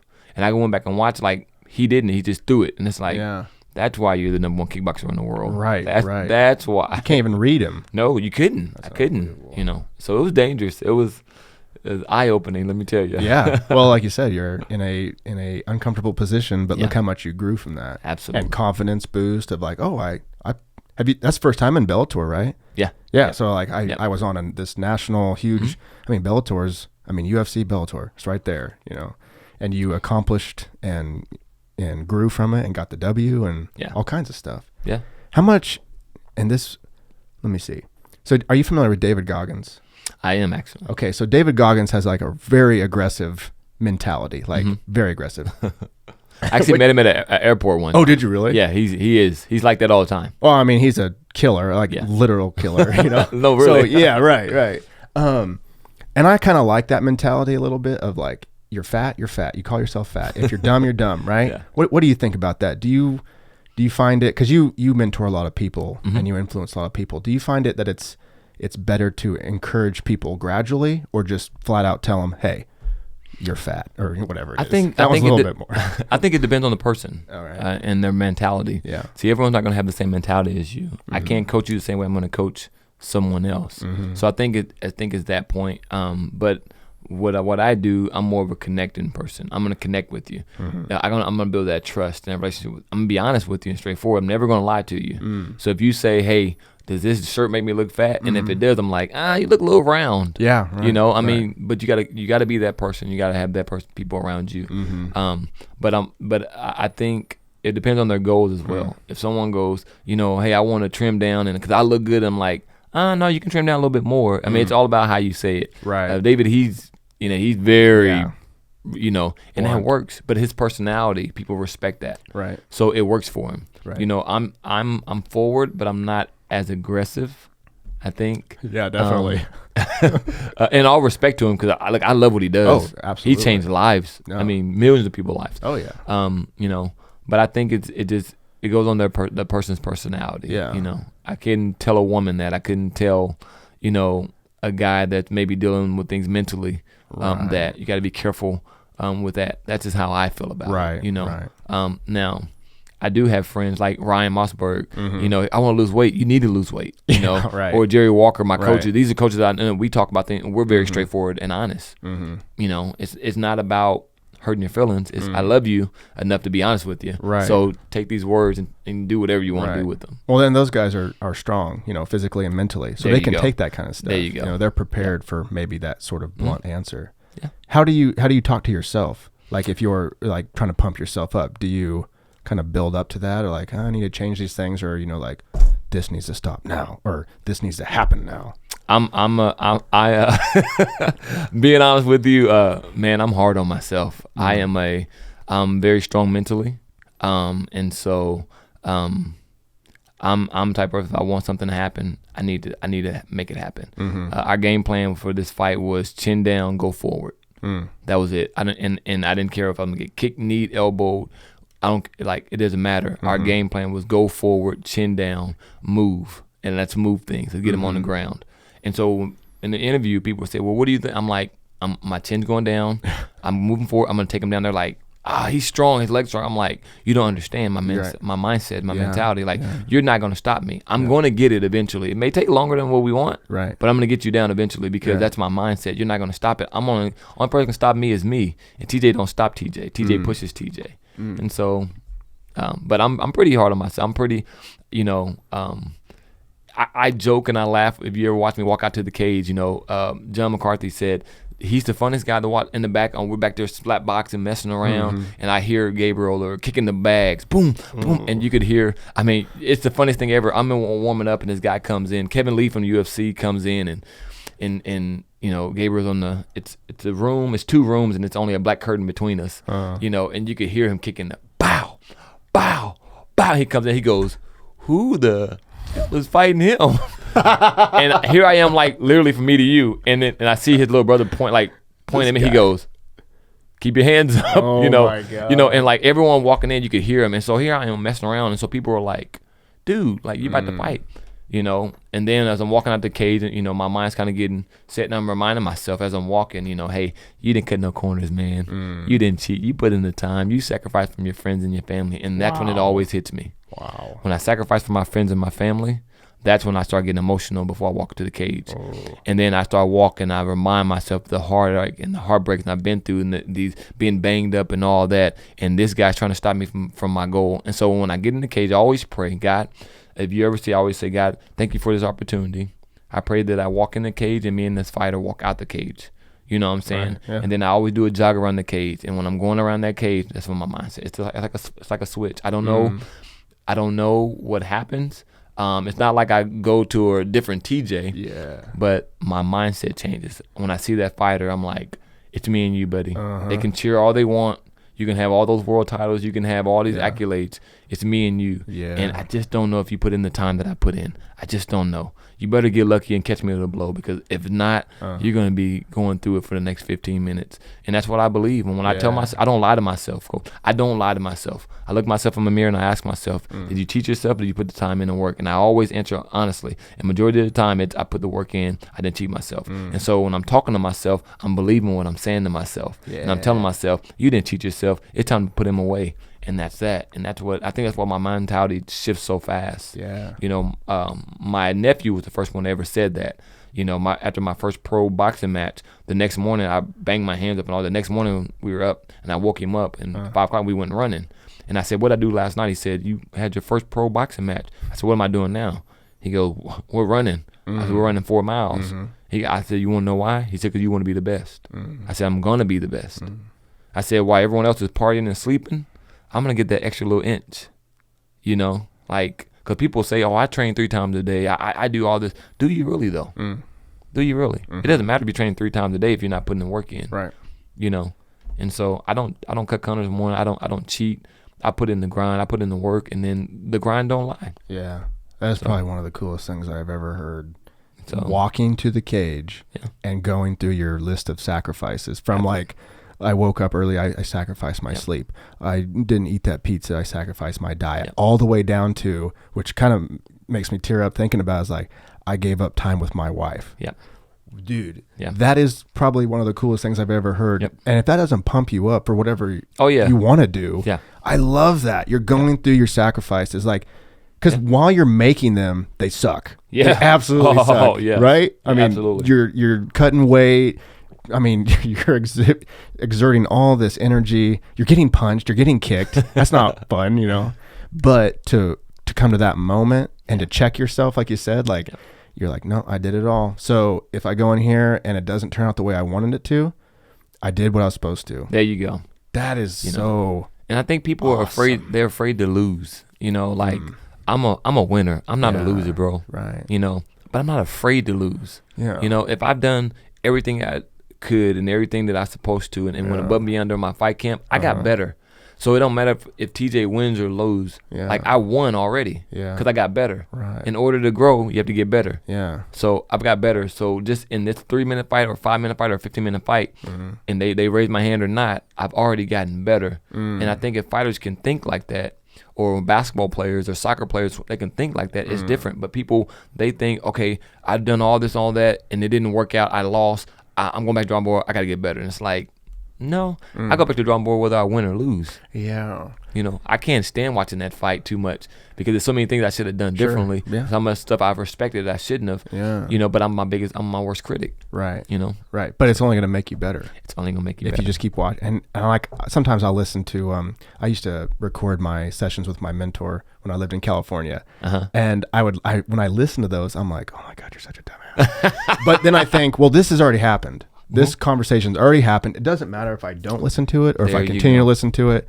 If I continue to listen to it, I can pull information from it and continue to grow. If I just don't listen to it because I'm like egotistical or whatever, nothing happens. And I think, you know, I'm not a fighter or anything, but to think of, you know, anybody's pursuit, like you said, you change. So you train, you prepare, you go into the arena, and then we think, if you win, you go up and you change. If you lose, you go down and you don't change. Well, no, you change and you grow in some way. in some way. Right. Yeah. No matter the outcome.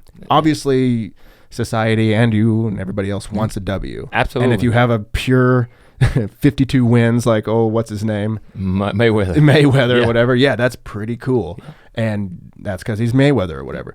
But at the same time, it probably goes back to the idea of perfection and how we all want like a perfect, like, there you go. Every movie I've made's won an Oscar. It's like, no, dude, like, but the wars that you fight, developing your craft, really develop your character. There you go. That's good. Yeah. You're absolutely right. T-shirt. Yeah, I like that. That's Yeah. good. I may have to steal that. I'm stealing that. Go ahead. Yeah, that's good. I think it was so cool that your wife, too, because it was interesting to me that when the fight was proposed to you, you said, I think I can change, or I can change the world. I'm going to psych the world. I'm going to psych the world.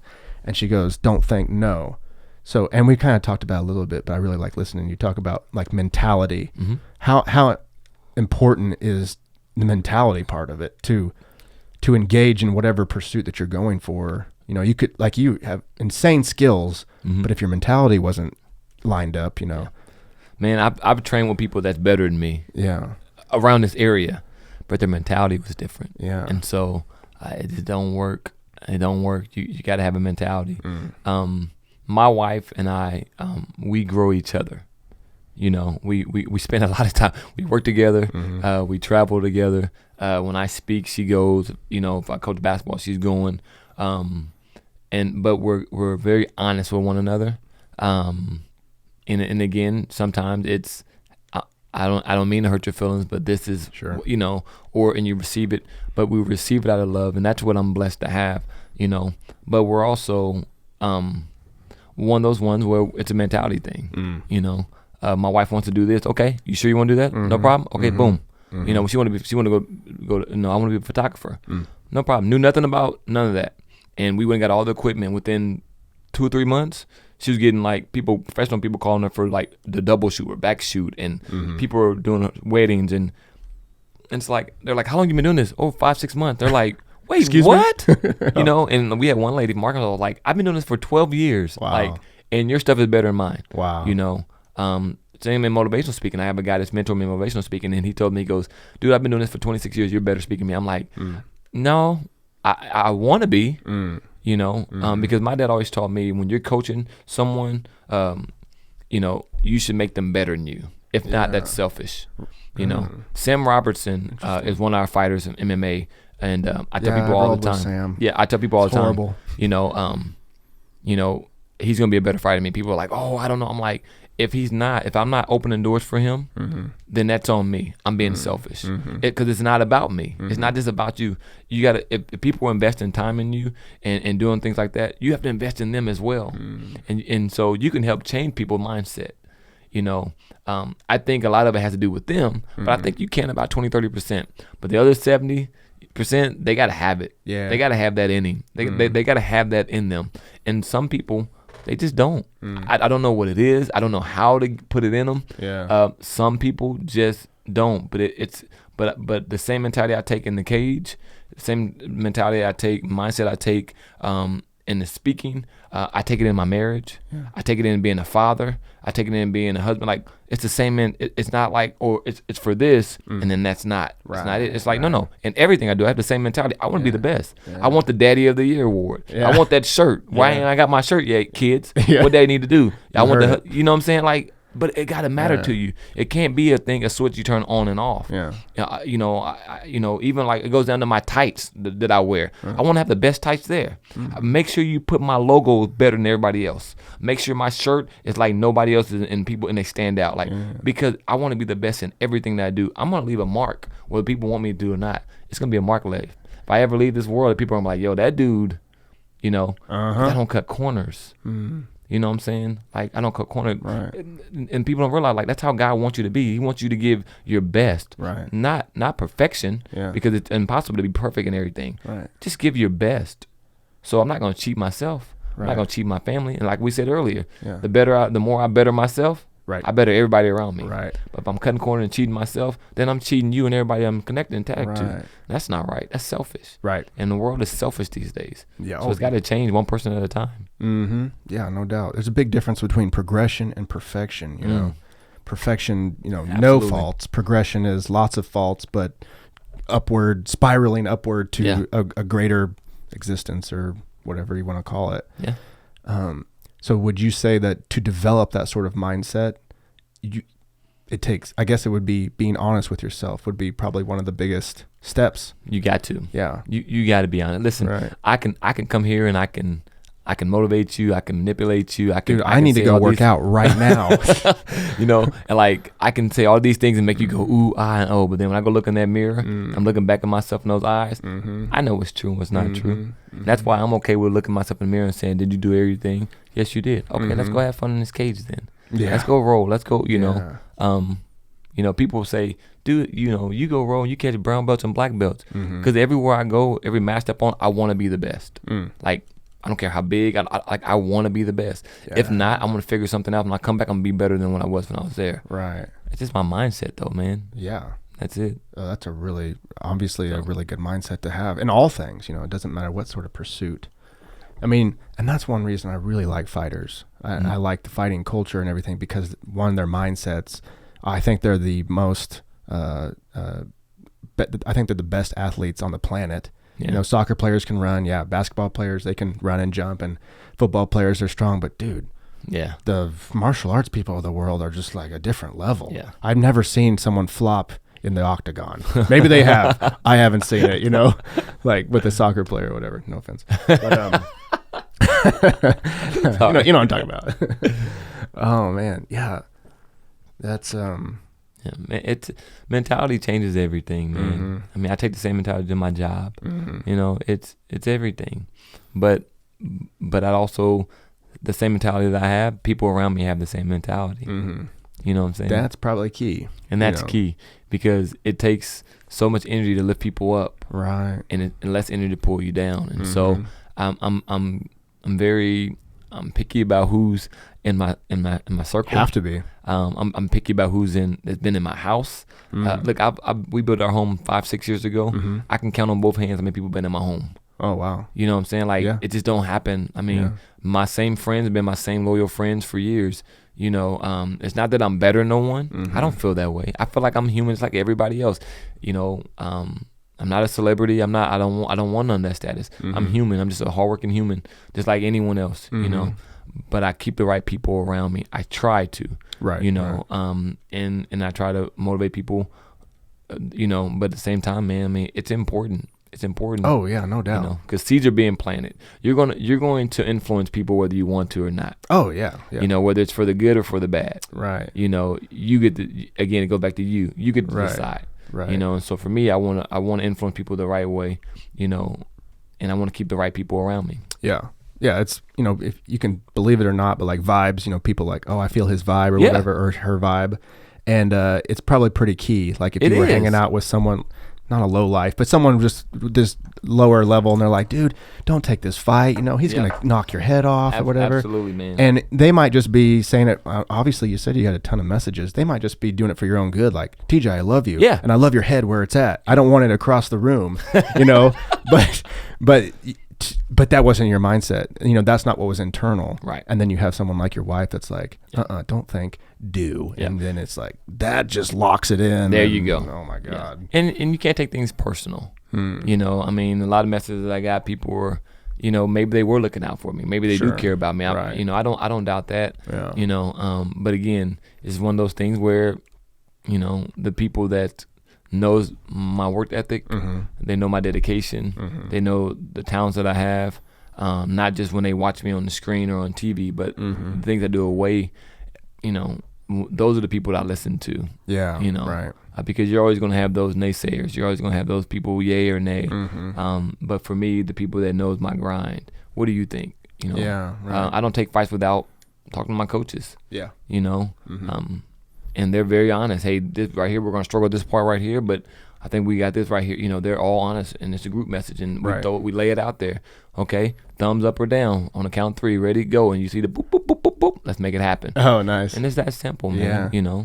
So. And how freeing is that? You're not walking to the cage going, I did sleep in that one day, or like, oh, I did have the ice cream, like, and then that just adds up a little bit of weight, you and go. then you look at his kick and you're like, oh, good God, No, you're totally, you're absolutely free. Like you just walk in and you have, like you said, I have one thing to do, and that's close this gate. And I have 15 minutes with you, Yeah. So freeing. So, I mean, like, I'm thinking of like my pursuits, and it's like, if you check all the boxes and then you show up on that day, or you present this project, or you create a project, it's like, no, you did everything. You did everything. Yeah. Yep. And whatever outcome, it's like, great, you are better for it, and move on. And be thankful for it. And My last fight, I was winning the fight, and I kind of took it for granted. I kind of sat back and got relaxed, and my coach was saying, pressure, and I was like, I kind of want to put on a show. I kind of got his hand speed down. He hit me. He had a little bit of power, but not a whole lot of power. Let's make this happen, you know. And then I threw a few kicks, threw a punch or two, split him open. His eye started bleeding, and then I threw a combo. He came in. I read the combo, and I blinked, and I was getting off the canvas, and I was like, yo. Like, no way. Yeah. No way. And they're like, he just caught you he closed his eye, threw a overhand, and the punch that'll get you is the punch you don't see. Yeah. And I remember going back, and now I watched that fight. In the fights that I lost, I watched those more probably than anybody. If you go on YouTube and you see the 1,000 times, I'm probably 900 of them. Like, I watch because I want to see what I do, what I done something different there. Right. And I wasn't coachable at that moment. I got to be more coachable. I got, you know what I'm saying? I don't go through and watch a lot of fights that I win. Yeah. I just don't. I mean, obviously we done a lot of things right. Yeah. Right. But the ones that I lost, I want to go back, because history will repeat itself if you don't change it. Yeah. If you don't change some things. And so that's kind of what I kind of hold myself to. And, I go back and watch fights that I lost 10 years ago, and I'm blessed. I've only lost, 3 fights in 10 years. So you watch a lot of those same 3 fights. But I watch a lot of those same 3 fights. Yeah. I do. Yeah. And it's me getting caught, getting knocked out, and I watch them over and over and over and over again. People are like, how can you watch that? How can I not? Yeah, right. How can I not? Like, same mistake majority of the time. I got lazy, got complacent, trying to put on a show. And now it's like, no, it's business. 2020 is a year of vision for me. Yeah. And double. That's a good one. And so, why didn't I think of that? You know what I'm saying? And so I'm ready to go, man. And I'm ready to, fight. I want big fights. I want whoever they bring my way. Let's make it happen. The number's going to make sense. I know my worth. Yeah. I know what I bring to the table. That's a lot of fighters. They're fighting for $200-300. I'm like, you guys are insane. Yeah. Like, they don't even take care of your medicals. Right. You know what I'm saying? Like, no. Like, it's gotta make sense. Sure. Money wise. And then it's gotta make sense as well. And once it does, let's sign the contract. Let's go. It's got to. Yeah. It's got to. Yeah. It's a business. Absolutely. It's a business. And so many fighters, I don't care about all that. You won't last long in this sport. Yeah, and that's strange. You won't last long. That's the same with filmmaking. Yeah. So many are like, let's just do it for passion. I'm a passionate filmmaker, and it's like, that's great. But like, we got to pay these bills and feed these mouths and stuff. So, and when you're getting paid, you're gonna be more passionate. Yeah, you know what I'm saying? Because there's something on the line. There you go. There you go. So, your livelihood. Yeah. So Bellator they were great. Everything they said they were gonna do, they executed and they done it. They treated us like kings up there. Oh, I bet. Before the fight and after the fight, I mean, it was unbelievable. And so LFA treated us very well. They still treat us very well. I think if I would have won my last one, it's funny how things work. Timing is everything. I had the UFC kind of watching me, and I lost in my last one, and so it's kind of like, okay, I need to get a few more wins, and then Bellator stepped back in, and I love Bellator. I'm a Bellator fan, and because I love sponsorships, I love things like that, and this fight probably would never happen if I would have won my last fight. Not saying that I lost because of that reason, and God had me lose. Look, our God is a good God. God don't have all these bad stuff. People think, well, God allowed that to happen. It's like, man, if you really study the word and you read it, like, God's a good God. Yeah. Now he goes off on some people and he flips some tables in the Bible sometimes, you know what I'm saying? But he's a good God. Yeah. And I think a lot of times we it's always the devil's fault or this, and it's like, no. You can't dance in the rain and then curse the devil for the flu. Like what we do affects us and affects our families and affects, you know what I'm saying? Sure. You know, we can't smoke or do the thing and then get cancer and be like, oh, well, God allowed this to happen. It's like, no. Why, God? You done that to yourself. Right. It's called free will. Absolutely, and I think people get away from that, you know, and so, but if I would have won that fight, maybe I wouldn't, you know, have got opportunity to get this fight with Gabriel. You know what I'm saying? But I think I was more appeasing to him because I got knocked out. Yeah, I am a stand-up fighter. Yeah. And so. But tell that to TeeJay after you lose that fight in Branson. Yeah. Hey, this is good because Bellator's going to come calling. You just be like, get out of no, Yeah. stop. I can't. I just lost. I feel bad. Yeah. But you know, in the longer game, Yeah. you can kind of put those pieces together, and you're like, that actually probably influenced this whole thing. You know. Yeah. People can't see that. I mean, I can't. You know, me. It's hard. It's hard to see it in the moment. Oh yeah. You know. Yeah. Even after I lost, you know, after that loss, I go back. We drove to St. Louis, and I fought at by 9:30. We went in 8, checked out the hotel, drove to St. Louis, and I had to be speaking at 9:00 in the morning to some kids and coach basketball. Oh wow. And people were like, "Yo, what are you doing here?" Yeah. You want to know why? Because I want to be the best at everything. Yeah. And I promised these kids I'm going to be there. Yeah. And so they're looking for me, and my word means everything. Yeah. You know, you got to keep your word. You know, you got to be loyal. And so I walk in, you just saw the parents and the kids looking like, didn't you just fight? And no one wants to talk. Nobody wants to talk about it. Right. You know, I walk in there like, hey, how was the drive? Yeah. You know what I mean? Yeah. And but I had a lot of parents. You know, I had one dad that was struggling mentally. This is a testimony. You know, and had no clue. Good guy, makes good money. Yeah. Beautiful family, beautiful wife, beautiful kids, athletic. Kids are athletes. And, you know, I lose a fight, get knocked out. And it's the difference between losing. I tell people, it's embarrassing to get knocked out. I don't care who you are. Yeah, that would sound. But, like, I got knocked out. Like, people need to know I'm not human. I mean, I am human, actually. I'm not human. We got it on camera. We got a secret. I am not. But so I get down there and I talk and we play basketball and I'm motivating and I'm speaking to the kids afterwards. And cause I coach basketball at Victory and then I have like sessions with the parents and the kids and we sit down and we talk. And afterwards, it's a Sunday. So Monday, dad called me and go, hey, can we do lunch? Yeah. I'm like, absolutely. We go do lunch and we sit there and this guy starts bawling. I'm like, what in the world's going on? And he was dealing with suicidal thoughts. And he was like, bro, like you have no clue. Like you have no clue. Just to see your pushing your will and your loyalty makes me better, a better man. Things like that, man. For me, that's a win.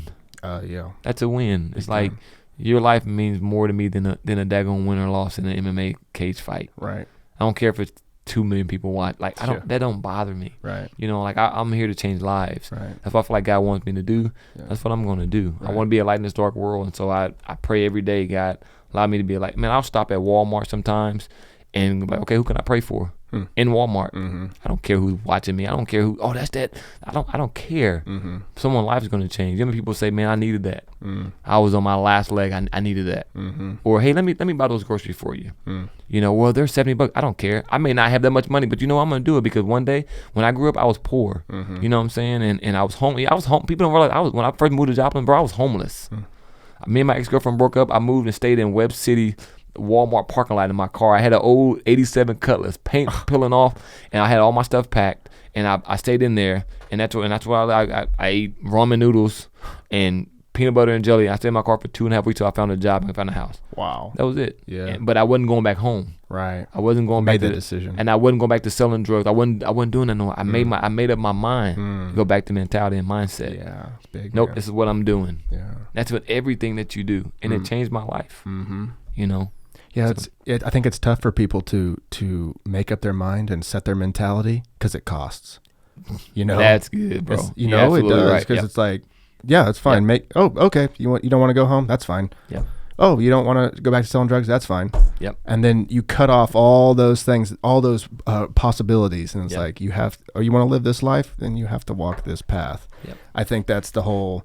everybody wants to be a beast until it's time to do beast things or Yeah. savage or whatever, Yep. Whatever you want to throw in there. Yeah, whatever you want to throw in and there. that's true. You know, everyone wants to be a fighter till you get punched in the face. Or people wants to be on TV till those cameras are everywhere in your face. You're trying to warm up and they're like, yeah, right. and it's like, yo. Only when I'm ready. Only when I'm beautiful. There you go. Yeah. There you go. You know what I'm saying? Because those same cameras, when you're walking out, they're right there when you lose or win.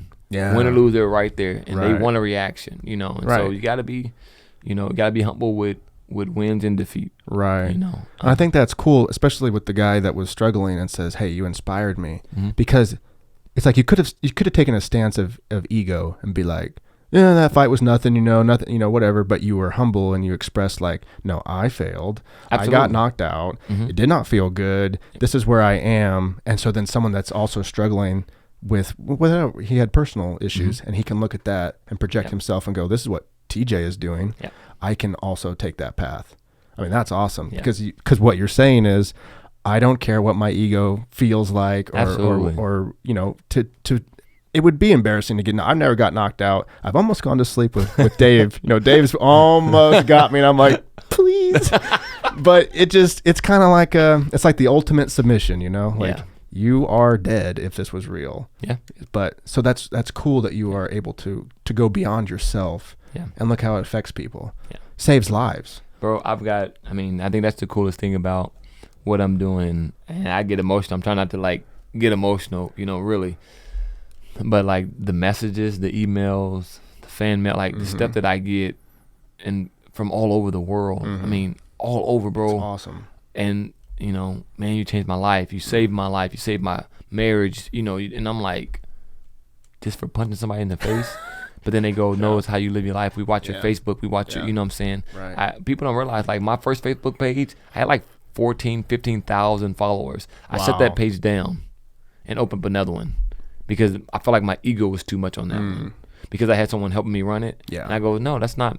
Shut it down, open up a new one. Right. And I'm going to make this this is me and my wife. This is how I feel. This is me being honest and real and open. Right. And people were like, the guy that was helping me at that time was like, what are you doing? That's 15,000. Like, that's good for Apple. I'm like, it's not about that. I could care less about numbers. Right. I don't care less about money. Like, a lot of people will say, we sell a lot of our God for our shirts. And people go, dude, you got to make we give that money away. Yeah. To families and the homeless people, and we go buy pizzas. I mean, different things like that it don't need to be Facebook. They don't need to be, what I'm saying? Like, that's our heart, bro. Yeah. Like, that's it. Like, don't say you want to be a change and help change, but then don't bring change to anything. Yeah, right. You know what I mean? Because Right. some people do something just for a show. I've been doing it for the last 10 years. Yep. That's because God put on my heart to do it. Mm-hmm. And someone helped me. When we were poor, people used to come bring food by my house. Right. You know what I'm saying? And God's done a good job putting the right people in my life, even growing up.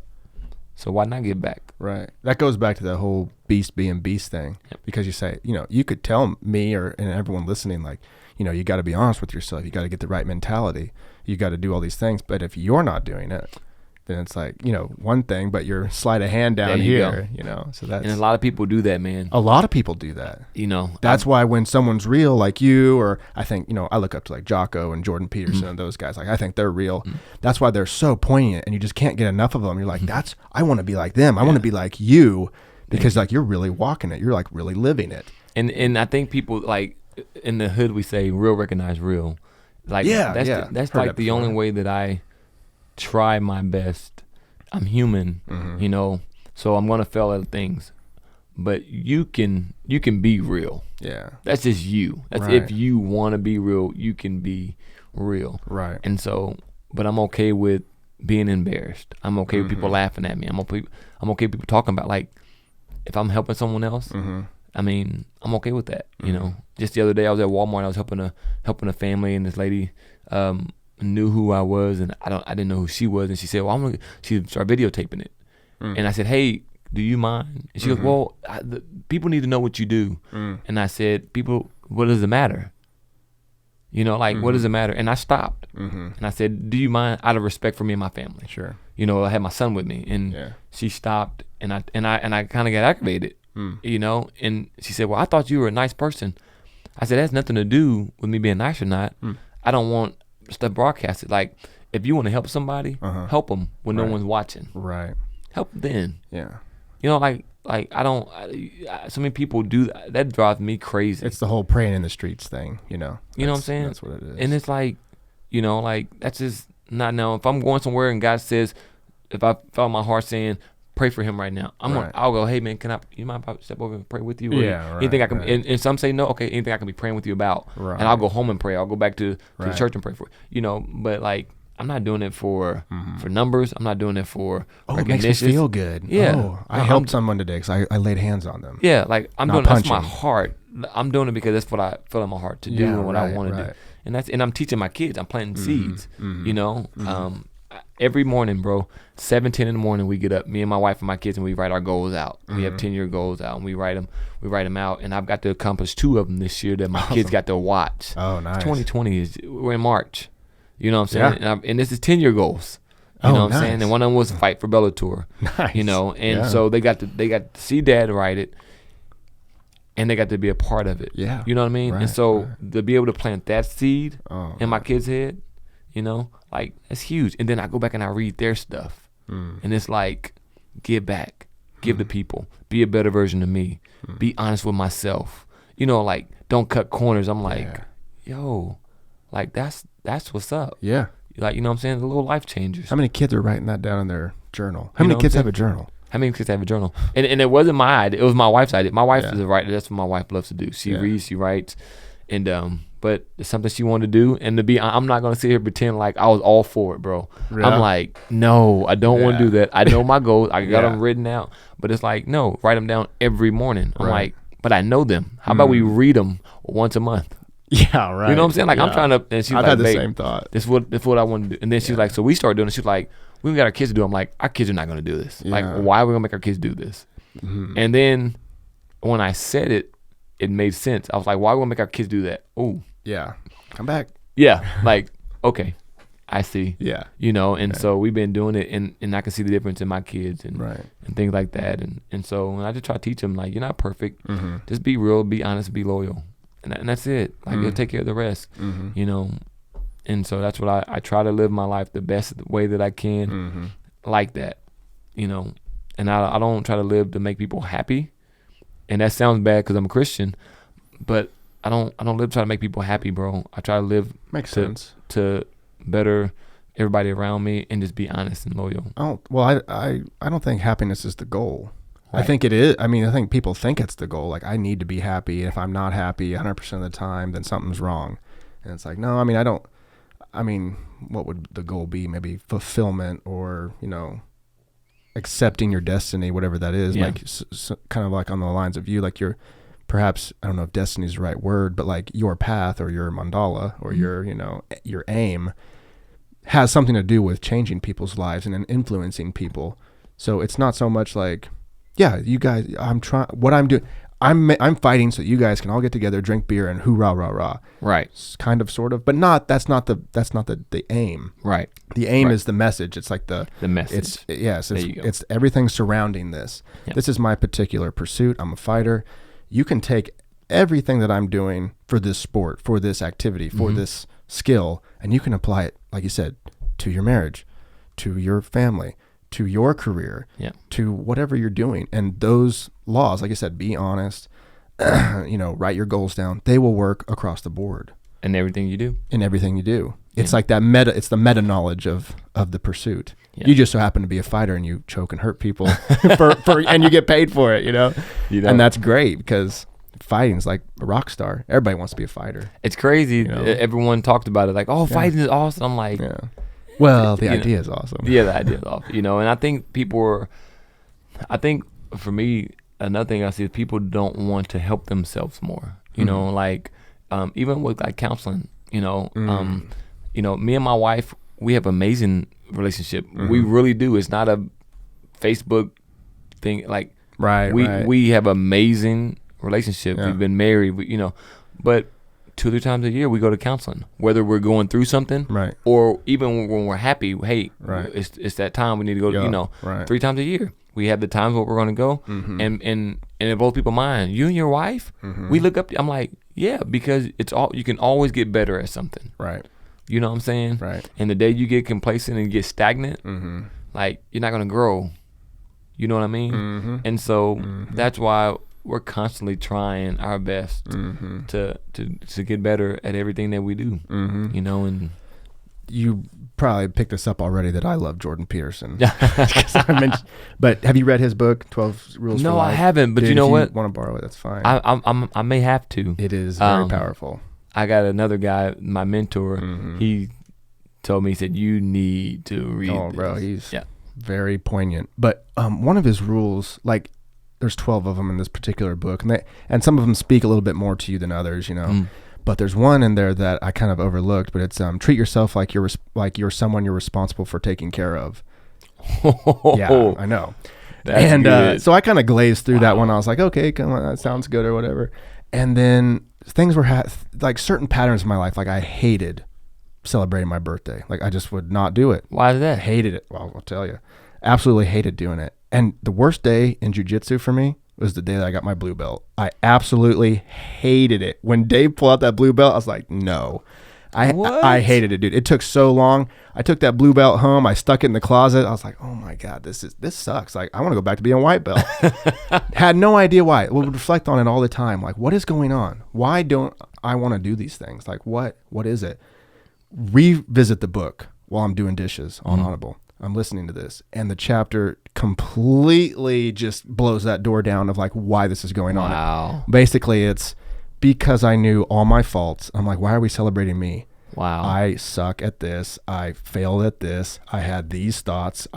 All these things. I'm like, no, I'm not. And you can ask my wife. She's like, you're the best birthday party thrower ever. Because I can throw a party for anybody else, or I'm a great gift giver, but I hate it for myself because I know the truth. Mm-hmm. Same with the jiu-jitsu thing. It was like, no, I'm not a blue belt. I'm not even close to blue belt. Like, no, I need to go whatever's below white belt. Give me that, like I'll just stand on the side of the mats. But, in the jiu-jitsu sense, I respect Dave's decision to say, I'm a black belt and I think you are this good or whatever. But yeah, that rule really altered my life. It's like, oh, I have all these dark things and all these struggles and everything, but so does everyone else. Yep. And I should treat myself in that fashion. Yeah. And once it clicked and everything, it was great. And then I threw a 30th birthday party and it was awesome and got past that. But yeah, it was very poignant. And his book is very poignant. Wow. You said something that made me think of that. Yeah, that's awesome. As far as, So what did you write down on your goals? Like, what are some other ones? If you mind. I'll make sure one or two. Yeah. One of them would be a Bellator fighter, Bellator or UFC fighter by the end of the year, if not both. Mm-hmm. I think that opportunity may be close. Meaning like you're on the roster? Is that what? Well, we'll talk later. Yeah. Off. Well, I mean, like that goal. No. I mean, because you fought in Bellator, but that's kind of like a one-off at this point. And yeah. I mean, I've had some offers from Bellator before, right? So I'm sure I'll get more. Well, I'm just questioning the structure of things. Like, so you came in, you fought, and it's like it could be like a one-off. Like you could go back, but what you're saying is what you're hopeful for is to become part of the. No, not necessarily. Institution? Not necessarily. Okay. I just have goals to fight on the biggest stages. Okay. And so, and then I'll make up my decision then because it's not about the big stage as much as how they're gonna treat you. I got friends in Bellator, I got friends in UFC, and and so I weigh the pros and cons. And but then at the same time, they may not treat me the same way they treat that person. Right. A lot of people get into fighting. A lot of fighters are not businessmen. Yeah. People can talk what they want and say what they want about Mayweather. He's a businessman. Oh yeah. Conor McGregor, he's a businessman. Right.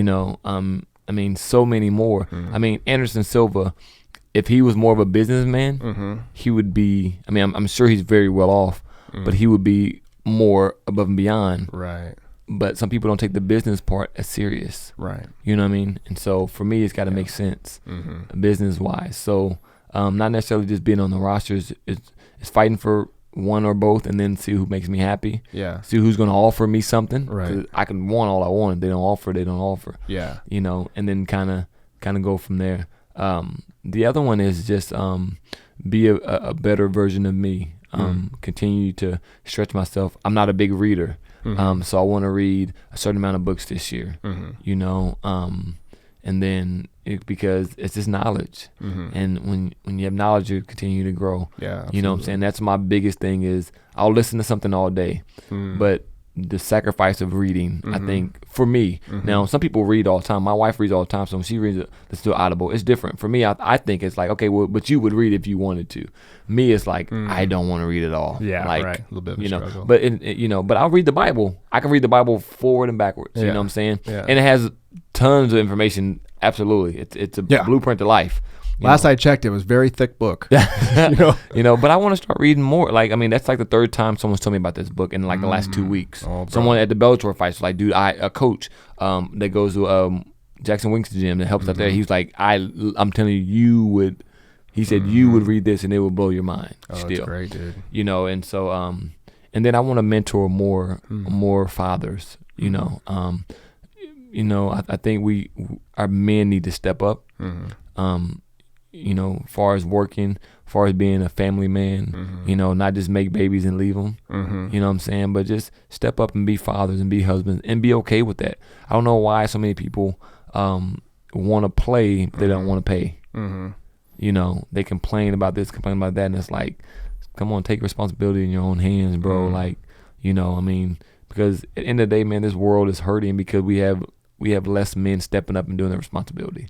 We got women trying to raise young men.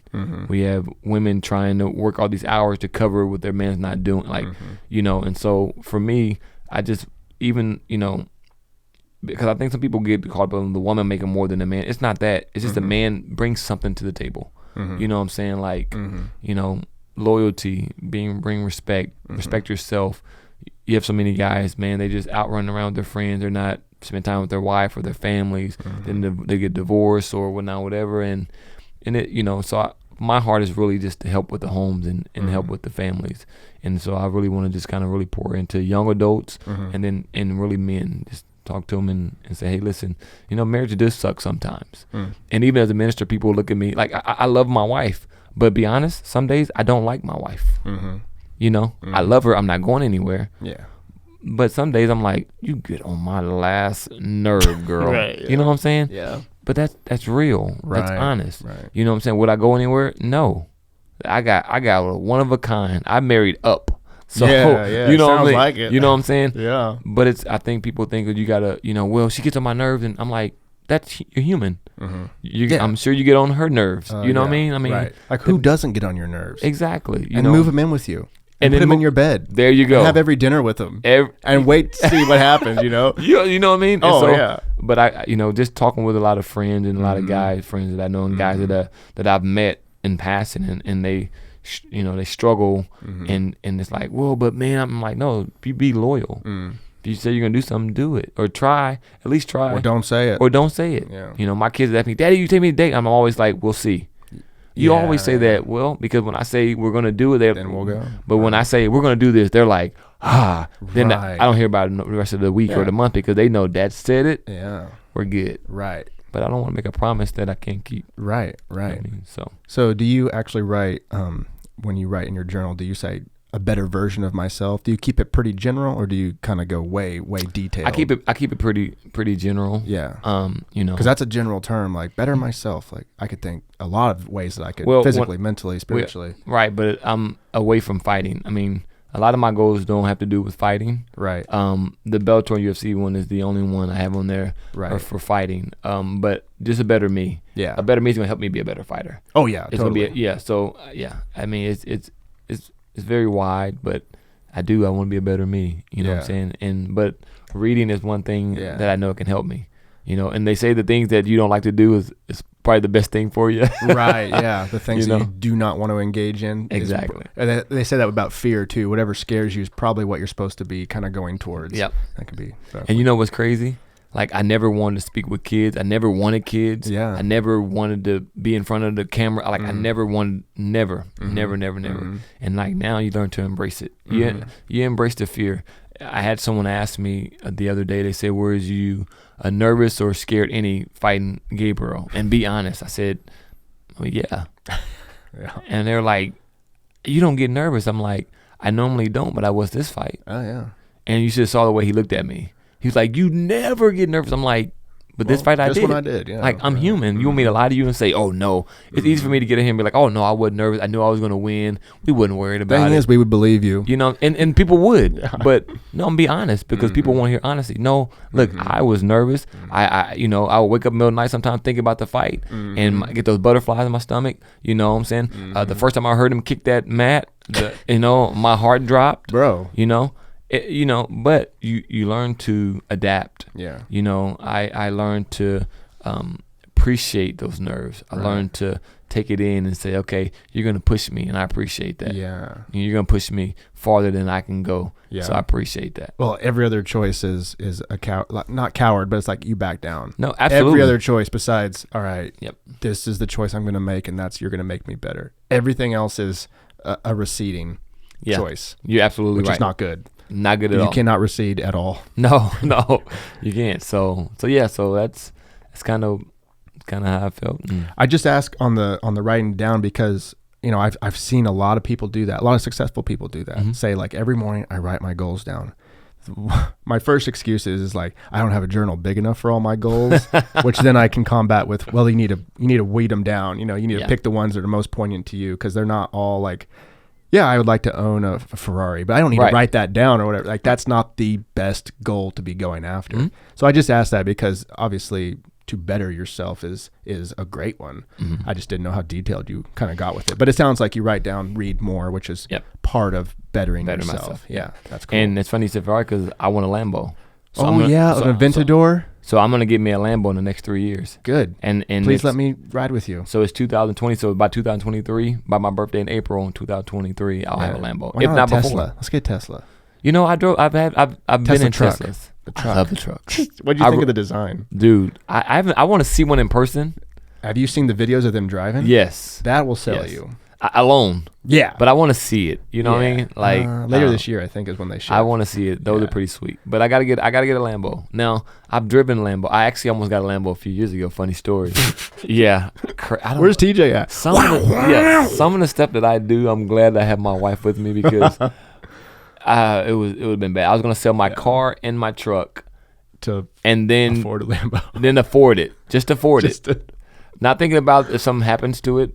The insurance. The insurance. Not thinking about all that because I'm TeeJay. I don't have to think. I'm not thinking about that. And I said something to my wife, and I just drove it and kept it for a few days, and they made the payments that were, we can afford it. And I'm like, well, we can afford it. Wait. Where were you looking at a Lambo? Well, did you not see Lawson's Motorsport here in Joplin? You don't mean the green Lambo that was running, or the orange Lambo that was running? Yeah. Yeah, so I was going to get that Lambo. Okay. Yeah, that was a badass Lambo, dude. Yeah, and so I had to get a 06 or 07 because they're longer. They start getting smaller as you go. Yeah. And I've been you're tall.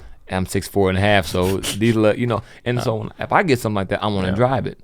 And so I know the owner, Brian Lawson, a very good friend of mine. He actually opens in the gym called Rise Gym in Neosho now, and one of my good sponsors. And so he gets this Lambo, brings it down, so I get in it and I drive it. I'm like, yo, I think this is it. And so I'm like, call my guy at the bank, and I'm doing it. My wife has no clue. Oh, no. No clue. Yeah. So I'm like, yo, he's like, TeeJay, what do you, I'm like, bro, can you make this happen? And so I was getting a heck of a deal on it. A guy had it. I wanted to get from up under it. I don't know if he's going through whatever he wanted to get up on it. So it wasn't like $100,000. I mean, it was still a little bit. Oh, I bet. But it wasn't reasonable as much. for a Lamborghini. It was reasonable. I mean, it's something you're going to pay for, like an Escalade, the new Escalade or something like that. Yeah. And so I was like, or cheaper actually, for what he owed. I was just going to pay for what he owed left on it. And so I said, man, well, if I trade in my truck and then I trade in my car. And my wife's car. Yeah. Because I have a car I travel in, and I have my F-150. My wife has her own, so I'm like, if I trade both of my cars in, I can drive this thing. Yeah. Well, we have 5 kids. So you can fit one in there. Exactly. You know what I'm saying? And then they all going with their turn. Oh, yeah. And so I'm like going through all this, and he was like, TeeJay, he's like, dude, what are you doing? And I'm like, dude, just run the numbers. Stop. And so I don't care how long it's gonna take me to pay it off. I just want it. He's like, dude, he's like, he talked to Brittany. I'm like, don't bring her name up right now. He's Who? Like, yeah. He's like, I'm not in this. So he shoots the number over to me. I'm like, man. So then I have another old car. I'm like, I can sell that. I know a guy that wants to buy that. Yeah. That'll put another 10, 15 grand on it. Right. Then we'll be fine. And I'm It'd still be like a stretching normal it. car. It'd be like a normal Almost. car. Man. So I tell my wife, I said, hey, I think it's outside. Look outside. And she goes, what are you drove doing? it home? They drove to Victory. They drove to And Victory. I'm like, Brian brought me to Victory. And I'm like, she's like, what are you doing? Like, face didn't change. Yeah. She's like, what are you doing? When she calls me Terry, I'm in trouble. Uh-oh. If it's TeeJay, I'm like, all right. Yeah. She goes, what are you doing, Terry? So then I'm like, I'm in trouble. So yeah. So she brought me back to reality real fast. She just sees an orange car. She doesn't even see a Lamborghini. No, She's just like, what she are don't. you doing? She don't. My wife don't. I'd be like, TeeJay, oh my God, See, that's awesome. I should have came to What? you. No, you shouldn't have, dude. Because she would have pulled up in I your would Lambo. have been moving in with you too, brother. So Hey, I got the Lambo, and I'm going to be living with you. Okay.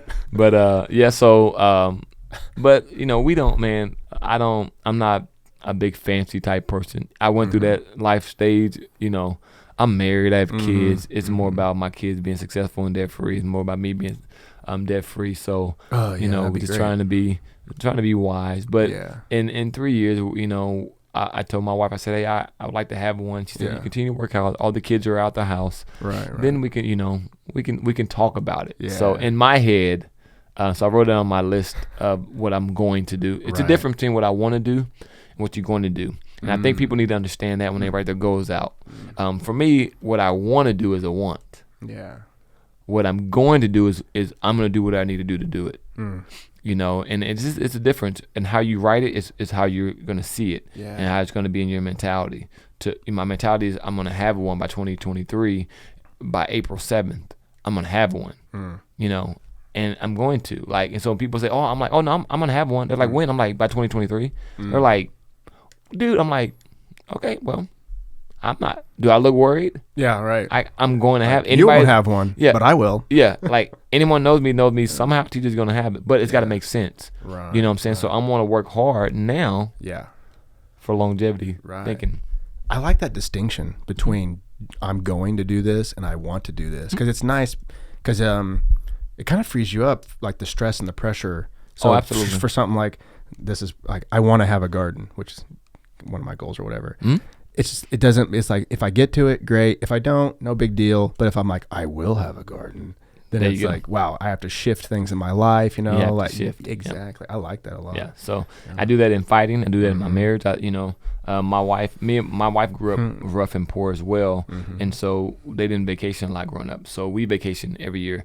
My wife, somehow she had vacation like 5 times a year. I ain't figured it out. I think I got tricked. Yeah. You know what I mean? But Married up, baby. Yeah, Married up. But we vacation together as a couple, me and her, twice a year, and then our kids with our family, all our kids in our family once a year. And then she goes with her sister and her cousins once a year, and then she finds another time. I'm sure Bro, she's like the couponer of vacations. I guess so.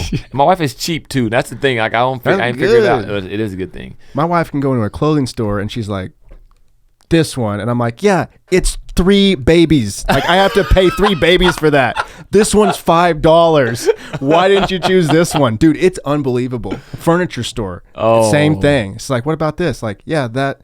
An Arabian Sultan couldn't afford that. Why do you think I can't do that? My 11-year-old's like that. I don't. It's I have like a daughter knack, dude. I take her to the mall. I don't take her to the mall anymore because somehow I spend way too much. I'm like, I'm a grown man and you're a little kid and you have 3 or 4 bags and we spend way too much money. Yeah, it's easy to do. It is, but but my wife just has a knack for it. I'll go in and be like, this tree bark looks good. It's 25 cents, But I'm gonna wear it and eat it. Yeah, right. Yeah. So she does. My wife does a good job of finding like the little vacation spots. That's and awesome. pretty cheap. And, but then we work hard. We work hard this year for our vacation next year. Yeah. Our vacation this year is already paid for. Yeah. But we're hard and doing things that pay for next year. We're teaching our kids. Like you got to set yourself up. You know what I'm saying? Like set yourself up for success. And so that's what we're trying to do and trying to instill in them, and hopefully they're taking it. They like the vacation. They like to spend money. So, but we're blessed. Like again, fighting in just my own income. You know what I'm saying? We have a full-time job at Victory. We're directors there, and so That's our full-time job. Fighting is just a bonus. It's just a plus. Something that I'm blessed to do, that I love to do. But if it's going tomorrow, I'm not gonna, Panic. Yeah, I'm not gonna panic. Like that was a fun ride. Yeah, but like still got everything else. I have more to life than fighting. I want to change lives. I want to help. I want to give back. I want to, put in time with people in relationships and things like that. So yeah, that's kind of where I'm at with it. Right. But I enjoy it though, man. I enjoy fighting. Yeah. More than any other sport. You look like it. Yeah. How did the whole motivational mentorship start? Because you said you didn't really ever think about doing that. No. And in fact, probably were, fearful or whatever, didn't want to do that. But obviously, that's one of your things, Yeah. So how did all that get started? I had a guy so we have a basketball AAU program, and we traveled during the summer. Our basketball team, our girls won nationals last year. Shout out to Victory. And so when we're going on the weekends, everyone knows I'm a minister, so we'll play Friday, Saturday, and Sunday. So Sunday morning, I get everybody up, and we'll have breakfast as a team, and then I'll talk. I'll maybe share a story from the Bible, from my life, maybe something I read, if I did read, or someone shared with me, or whatnot, whatever. And then I'll just kind of expand on it a little bit. And so we had people would like start showing up. Oh yeah. Like it was crazy, bro. Like I spoke one time outside of a gym, and we had our teams there, and it was like another team from Nebraska stopped, another team from Chicago stopped, and then we had a tournament in Chicago, and it was like 7 teams because one mom told the other teams, you guys got to hear this guy speak. Oh wow. And so that came, it's like, hey, are you a motivational speaker? I'm like, no, like I don't do that. I don't even know what that is. I don't even know what, I don't think so. Yeah. And he was like, dude, that's what I used to do. You're amazing at it. Give me, I'm gonna give you your card. So he gave me a card. So then he called me one time and said, hey, do you speak to businesses? I'm like, I'll speak to anybody to listen. Yeah, right. And he said, well, what do you talk about? I'm like, well, this, and I told him, sure, kind of my life story we talked about earlier. And he's like, I own 3 businesses, and we're gonna have a call, and we're gonna put you on. And I'm like, cool. How long? He's like 15 minutes. I'm like, all right, cool. So 15 minutes, I just kind of motivate him. Boom. Yeah, right. Hang up. I get a check in the mail. I'm like, what is this? What is this? Yeah. And I had no clue. And he said, I want to help you. And I was like, oh, well, thank you, but I'm not doing it for the money, and all that. So I kind of went away from that for like a year. And then I have a guy that I've known for a long time. I kind of mentor his son, and didn't know that he'd done motivational speaking for so long. And he told me, he said, man, you have a gift. And he said, I know besides church, you don't really like to speak too much. He's like, but you can change lives. Some people won't go to church. And when he said that kind of hit my heart, because I have friends that love me and love God, but they won't sit in the church because they've been hurt or something happened or growing up, And so it's like, man, what can I do to still take the gospel to them?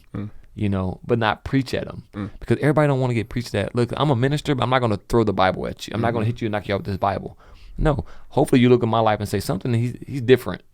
His heart's different, or and then they ask, and then I say, well, man, hey, listen, this is what God's done for me. Yeah. And still, I don't force God on anybody. I don't force, religion. I just don't do that. I don't think that's right. Now, that's just my opinion. It's much more appealing the way that you're approaching I believe so. it. Thank you. Yeah. I like the things, and I appreciate that. And so when I go speak, I tell people, hey, I am a Christian. I normally wear my God First shirt. And, this is what I do. I'm a fighter. I'm a minister. I'm a father. I always throw that out because that's a job. I'm a husband. That's a job, and I tell them what I do, and then I just kind of motivate them, whatever's on my heart, right. So you don't really prepare for these? You just kind of like pick something or like a general direction or how much are you preparing? You want me to be honest with you? I've never prepared to speak before. Oh, really? For motivation. Now, of course, when I'm at a church or somewhere, I do. But I've spoke a few motivational times. But I get there. I learned. I spoke at a Neosho's teacher.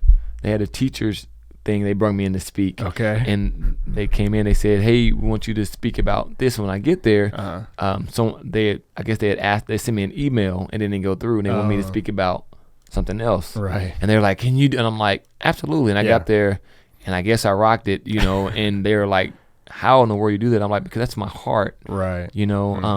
And I've just been through a lot in my life that and I like to connect with people.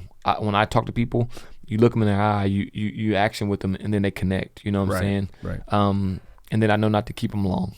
Yeah, right. But I'm a jokester. I like to joke. I like to kid around. I like to play around. I like to have fun. But then I like to be serious as well. Sure. And that's it. And so motivational wise, I don't a whole lot. You know, I kind of have in my mind what I want to share, maybe a joke or maybe a life thing. But other than that, I really don't. I spoke in Kansas City, and a guy came down, and I was one of the speakers, and then he was the main speaker, and I spoke before him, and he literally got up there and looked at me, and he was like, he said, "Don't ever make me speak behind him again." And he just and so I'm laughing. He goes, "I'm dead serious." Like, oh, wow. He's like, "I don't want to follow you." He's like, "Bro, you can get up and have my spot," because he said, he was crying, you know, Oh, wow. and I was just telling life stories, but I was being funny, I was being silly, Right. and but he said, "You had no paper. We were in the back sitting, you know, everyone's looking over their stuff, and you're on your phone, you're FaceTiming your daughter." Right. And he was like, "How do you do that? Do you share the same thing?" I'm like, "No, like I'm just sharing from my heart. Right. I feel like God puts on my heart to share. I'm gonna share it, and then that's that." So no, I don't prepare. I kind of know what I'm gonna talk about, but as far as writing all that down, no. Now when I'm preaching, I'm going somewhere for like a conference, something like that. Absolutely, Quite a bit of It's absolutely right. So when on the motivational thing, you like come out there, you have a little bit of a direction, and then things just kind of come up. You just allow things like stories or memories or whatever. Yep. Very Just interesting. kind of. That's very brave. And you read the crowd. You know, you read the crowd. Right. You know, as you're telling things, what's getting their attention. Yeah. You know, what's getting their attention. What you know. And then, you know, like again, when I'm telling life stories, you see people cry, and you're like, "Why are you crying? I'm okay." Yeah. You know. Yeah, right. And then, but I tend to forget how much I've been through. You know, I'm growing up with a paralyzed mom. That being an athlete and a top athlete, my mom couldn't come watch me, you know, run track or play basketball. I remember one time, bro, playing basketball, and I had one of the best games of my life. We're playing against our rival, and I missed the last 2 free throws to win the game. And so I'm mad. I come home, and my mom had a wheelchair, and then back then they didn't have the wheelchair ramp, so she couldn't get into all the gyms, you know what I'm saying? And they couldn't afford to go to a lot of the games anyways. So I had to ride with my coach. My coach had to come get me and bring me home, and I come in the house, and my mom would always ask us, "How's your day?" And it's so funny because every day my kids come home, it's the first thing I ask, and not even knowing it, you know. And so I come home, and she goes, "Baby, how's your day?" I'm like, "I want to talk about it." And I go up in my room, and I slam the door. First of all, you don't slam a door in a black woman's house. I don't care if they're paralyzed or not. Taken. Yeah. And so she comes in there, and she's like, "You know, what's wrong with you?" I'm like, "We lost the game." She's like, "Well, how was the game? I don't want to talk about it." And she's like, "Well, it'll make you feel better. Let's talk about it." And I blow up. I'm like, "What does it matter to you? You don't understand. You don't come. You're just in this wheelchair. You don't come to the games. You don't come watch me. You don't come support me." And I'm like going off like it's her fault that she's paralyzed. And I'm like, you know, this and all that. We got to do this and all that. And I'm going off. And I'm like, why did that happen to you? And my mom said something that helped change my life. She said, "Why not me? Just as plain as day. Why not me?" I said, "You're paralyzed. You can't do nothing. Why do you have to go through that?" She goes, "Why not me?" She goes, "Who am I to be better than everybody else and nothing can happen to me?" She's like, "I'm going to be all right with this. I can handle this." And it was like, how do you respond to that? You don't. You know? And so it was just very humbling, you know what I mean? Just very, very humbling, man. And so living with people like that, so when I tell that story, you see people crying, and I'm like, yo, I didn't realize, but it was hard. It was hard growing up when your mom, you know, hey, good game. Hey, you just broke a record. And no family's there to support, Right. you know, it's like No one to share it with. no one to share it with. And it's lonely, man. It's lonely, you know. I remember coming home and flicking the lights on and no electricity. You're just like, it's another day, you know, or you got roaches and you got things, you got food, you know, you're eating rice and commodity cheese and you're eating the same meal for a week. And, you know, you got to go to bed and drink water, sugar water, because there's no food in the house and things like that. Like, you tend to forget about stuff like that as you get older and you just work harder. And maybe that's one reason why I work so hard. I don't Absolutely. know, but my mom and my dad always said, don't let anybody feel sorry for you. I never forget one story. This guy bought me a pair of basketball shoes. The shoes that I had, I got hand-me-downs. Now, I'm the baby of 6. Now, keep this in mind, okay? I wear like a size 8. My sister wore a size 10, so I had to wear girl shoes. Okay. So they were plain girl shoes. Yeah. Everyone knew that. And so the coach, my coach decided, I'm going to buy TeeJay a brand new pair of shoes. So he goes and buys me a pair of shoes, and I'm excited. You know what I'm saying? My dad worked on the weekends. He worked double shifts. Then he's also a musician, so he played in the bars and sung and stuff like that. Because of course he had to, you know. And so every now and then he would pop off and come to one of our games. But he would always say, Dad don't have time to come watch you half tell it. But he didn't say tell. Oh yeah. You know, you know, if I come to watch you, you need to be giving 110%. If not, I'll just leave. Like I can go support the family. I never forget one game he came to, and he would come up in, he would sit at the top, and I would see people all would go over and they'd tell him how good of an athlete I was, or my brother, and all that. And I was playing a game. I guess the parents in front of him said something about the coach buying me shoes. Oh, you know. Yeah. And my dad was very thankful. You know, my dad was humble. If someone gave something, he would accept it. And I remember after the game, my dad said, "Come here." He said, "Take those shoes off." And I took the shoes off, and we go in the bathroom, and he started cleaning them. And I was like, "Oh, okay. Thanks, like, Dad." Thanks, Dad. You know. And we walked over, and he gave it back to the coach. He said, "Thank you. I appreciate it, but we're going to be okay." And we turned and we walked home. I walked home with no shoes on. Wow. My dad put me on his back, and we're walking. And at this time, I'm like, man, I'm like 10. Yeah. So I'm like kind of crying because I'm like, I finally got like a new pair of shoes. My other shoes had like holes in them, and we would put cardboard in them. The girl shoes. You know what I'm saying? And they were girl shoes. On top of that, they had holes in them. Yeah. And my dad taught me something. He said, if you ever do something for somebody, don't tell the world. He said, do it because you want to. Not because you feel like you have to. If you feel like you have to do it, don't do it. If you feel like you need to do it for people to see it, don't do it. He said, you're going to be okay. We're going to be all right. And that's all he said. We walked home. And it was like, didn't understand then. Yeah, right. But now the seed was planted. But the seed was planted. You know what I'm saying? So little things like that my parents taught me so much. Even through the roughness growing up, I was just taught so many different, like my dad was saying, I would say, be quiet before I punch you. My dad would say, go punch him. You said you're going to do it, go do it. Right. And it's like, really? No, you go over there and you pop him. Yeah. And it's like, okay. Yeah. And my mom would be like, Raymond, no. But he would say, no, he said he's going to do it. Right. He needs to do it. Yeah. You know? That would teach you really quick to watch your mouth. Very quick. Because whatever you say you got to do. Yep. Yeah. Yeah. And so, you know, and my dad passed away about 3-4 years ago. But a lot of things that he taught me still is instilled in me. And it's so funny because I'm telling my kids the same thing. Yeah. And it's different now. Like my kids are not, we were rough. Yeah. You know, but, you know, my kids learn not to talk stuff early. So, you know, but my dad would just look at us and laugh and be like, you're going to go get him, huh? I'm going to throw him down. We'll go over there and you're going to go till you throw him down. Yep. And get to a point where my brother will let me throw him down because he know I have to stay there till I do it, you know. Jeez. And so you just learn those things. But you got 6 kids that grew up in the hood with nothing and all of us are successful. It's a reason why those things have been planted. Don't feel sorry for yourself. Yeah. Work hard. My dad would come and wake us up in the morning sometime cold, and it'd be crazy. We'd be in there sleeping, and we had a 3-bedroom home, and we had 9 or 10 people at one time living in this home. So we had a set of bunk beds and a queen size bed, and then some of us sometimes slept on the floor.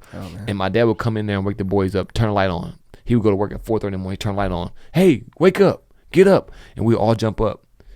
What's going on? Where's Dad going? You're going to work. Why? Because real men work, take care of their family.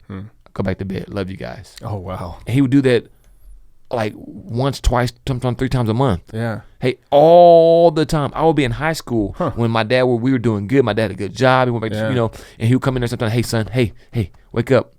What's up, Dad? Where Dad going? I'm going to work. Why? Because men work. Okay. All right. Let you go back to sleep. Have a good day. That is awesome. You know? Yeah. And so now it's like, all I know is the work. All I know is hard work. All I know, because that's the seed that was planted in my head. Yeah. My mom never complaining. Yeah. Never complaining about the situation and circumstance she's in. She's never complaining. Yeah. Let's make good out of it. This is the hand that I was dealt. Yeah. So let's win a book. Yeah. You know what I mean? Dude, why not me? Why not? Yeah. I've never, you've heard that in the opposite direction, like, I want to be the best basketball player in the world. Why not me? Yep. Why not? But the other direction? Yep. Bro, blew my mind. My God. Yep. That's unbelievably powerful, because that's not the first thought that we have. Oh, no. In a situation, specifically, I'm in a wheelchair, which is, for most people, or all people, it'd be devastating. That's a huge. And when I say wheelchair, her feet and her hands were drawn up like this. I mean, she couldn't move her hand. I mean, she had headaches. She had an aneurysm burst, so they had to go in and cut her scalp. So my mom was, and if you met her today, you would never know. big smile on their face. People say, you smile all the time. I'm like, if you knew the hell that I've been through and God brought me this far, you wonder why I'm yelling God first all the time. Let me talk to you about my life. Let me tell you about the bullets that came through. I've got hit with a buckshot 2 or 3 times. I had a dude come in and shoot a gun, a shotgun, and hit a chair that I walked off from 2-3 minutes before. I can tell you crazy story, man. I had a wreck coming back, Missouri Southern. I was coming back from Joplin. It was storming, and my Mustang went under a diesel. I was going like 80, 85, spent around, hit the embankment. Like I closed my eyes and just yelled, God, God, God. Woke up and like I had broke my ribs. That was it. And my car was like unbelievable. Oh man. Like, I mean, and I could just so many different ways like that God just kept his hand and covered me. Yeah. You know, and so when I go tell people, I just go share like, hey, listen, I was a knucklehead. Yeah. I was disrespectful. I would lie. I would cheat. I would steal. I would say what people wanted to hear. That's why I'm not afraid to hurt your feelings when I'm being honest with you. Right. Because I've done the other way before and it didn't work out right. Exactly. Right. Yeah. It makes me think of people that are like that say they don't believe in God, and it's like, well, that's fine. Maybe you haven't experienced God, but you know it's really hard to say I don't believe in Him. That's a whole other conversation. But yeah, that's good stuff. Do you have time? I mean, are we still good or whatever? Good. Okay, good. Okay. So, yeah, like before, I'm trying to sift through everything. There's so many roads I want to go down, but it's like I only have you so long, and you know, we have to do a part 2 then. Oh, I'm enjoying myself. You're welcome on any time. This is one of my favorite podcasts ever. Like I'm super motivated. The stories are amazing. I love it, dude. That's awesome. I mean, I knew you. I mean, I've rolled with you a little bit and trained with you, but I never was able to kind of. Well, in fact, when I was editing that Colton's little documentary, you made it in there at the very first, and you guys were kind of swapping the stories, and I was kind of like putting the camera on you, on him, and I was like, there's something here, you know. Yeah. But obviously, you know, Jeff talks about you and Ryan and all those guys, and like you're very well established in the community. So I try to give back, man. I try to do as much as I can. And you do a very good job. I took away from the community a lot when I was growing up. So trying to make the repayment. I'm trying to make the repayment with interest. That's good. That's good. But I want to give back, man. And then if we can better community. Look, my kids are growing up in this community. My family's here. My friends are here. So if I can better community, then it betters everything and makes it safer. And we should be proud of our community. So, yeah, dude, you need to read that book because he talks about that as far as, you know, it's not totally geared towards young men or men in general, but men seem to gravitate it towards it more because kind of what we were talking about earlier is like a lot of men bypass responsibility. Yet if they understood that responsibility is kind of the meaning of life, it gives your life meaning. Yeah. So he says the more responsibility you take on, the more meaning you have in your life. Wow. Yeah. So he talks about that, but he also talks about the stages of what to do with your life. So at first it's like, what could you do today that would better yourself? But not just better yourself, that would better your family. But not just better your family, better your community. But not just better your community, better your nation. But not better your nation, better the world. So if you can hit all those, that's probably a pretty good thing to do. Yeah. Right. Yeah. And then he starts locally and works his way up to the global scale. Yeah, man. Some people go backwards, but I've been all over the world, Panama. I've been to Dominican Republic to speak, and it's crazy. Like I would have never, from the little knucklehead boy growing up in Poplar Bluff, Missouri, and moving to East St. Louis, would have never thought I'd be doing what I'm doing, traveling the world, fight on national television, and you know, man, people know. It's crazy going places and people know who I am. You know, in our community, I get it. Right. You know, honestly. But like me and my wife were in Virginia one time, and I had just cut my dreads off, and I was at the gas station, and this kid was just staring. And I'm a Christian, but I'm from the hood. Like, don't just stare. Like, say something to me, you know. Right. And he wasn't really smiling, but he was just kind of looking. And then I see his phone go up and take a picture. And so I turn around, I'm like, hey, what's going on, man? He goes, oh, hey. I'm like, you doing all right? He's like, yeah. He's like, you from Missouri? I'm like, yeah. Where you from? He's like, oh, I'm from around here. I'm like, that's what's up, man. I'm like, all right. You know, it's kind of let him know that I saw him. He was like, hey, do you do any sports? Volleyball. And I was like, you know, what's funny, I said golf. I was like, I golf. And he looked at me, well, no, I'm joking. I said, I ran track. He said, do you do like MMA? I'm like, well, I do MMA now. He's like, did you just fight on LFA? I'm like, he's like, I told you. I knew that was you. He's like, you're TeeJay Britton. And I'm like, what? That's gotta like, be you weird, know what I'm saying? dude. I mean, it happened in Florida. We were in Florida, and we're at Pensacola. Me and the kids and the wife were walking out there, and the guy I had a LFA shirt on, I think, and the guy goes, "No way," and I'm like, "What's up, man?" He was like, "Dude, you're bad Newz Britton," and my kids turn and look, and I'm like, Bad? What? Like, he was like, "Are you TeeJay?" He's like, "Dude, I gotta take a picture with him." He went and got his friends. I mean, it was like a lot of them. They were like a lot of college, but they're all in MMA. You know what I'm saying? right, and so yeah. they're my height and my size. One of my fight videos got to like 1.7 million. One thing that got shared went to like 2.2. Jeez. So you don't realize how much effect that you have on people, and people know who you are. Right. And so, you need to conduct yourself the right way. Yeah. So I just try my best to live, but I enjoy life, man. Like, I have fun. I'm a big kid. I joke. I play tricks on people. I love pranking people. Like, I'm a big kid. I enjoy it. I love it. People think because you're a Christian you can't have any fun. It's like, no. Like, I still have fun. I still laugh. I still chill and hang out. And things like that. Yeah. Yeah, a lot of people interpret it that way. Like, here's the list of things you can't do. Yeah, I did. Yeah. I did. When I gave my heart to Christ, I'm like, okay, I can't do this and all. I can't laugh. I can't smile. I can't. You know what I'm saying? Yeah, I hear you. And it's like, that's not how it's supposed to be. No, you got to talk a certain way. Yeah. You got to dress a certain way. It's more like, don't play over here because that's where we keep the uranium. Right. Like, oh, okay, I won't do that. Right. Like, play over here. It's much better. Yeah. So I tell people all the time, especially when I'm speaking, I'm like, like, I'm a Christian and I have a lot of fun and I think I'm pretty cool, I'm not aggressive. You got to be aggressive and things like that. So, yeah, my one of my youth pastors growing up, his name was Nick Bonner, and I remember thinking, I saw him at church one time. He came up to me, gave me a big hug, and he like walked away. And if I ever introduce you to this guy is just like you, one of a kind. He's That's from awesome. Southern California, same thing. He was really big into meth for a long time. Wow. Shook that off, turned his life around, and actually now he's working on developing a church camp retreat type area for PTSD people in Arkansas. Arkansas? How far from here? He's in Bentonville. Bro. I'll have to introduce you guys. You got to. He's an amazing. To have you both on, I don't know if I could handle it. I have 3 mics, but it might be too much. I'll just sit here. But I remember thinking, he gave me a hug. I remember thinking, like, dude, that guy makes Christianity cool. Like, he makes being a Christian cool. That's what's up. Yeah, he is a huge. In fact, this is his house. I rent from him. Are you serious? Yeah. Wow, that's awesome. Yeah. He's a good dude. But yeah, I mean, you, and same with you, is like, you make, you particularly make being good cool.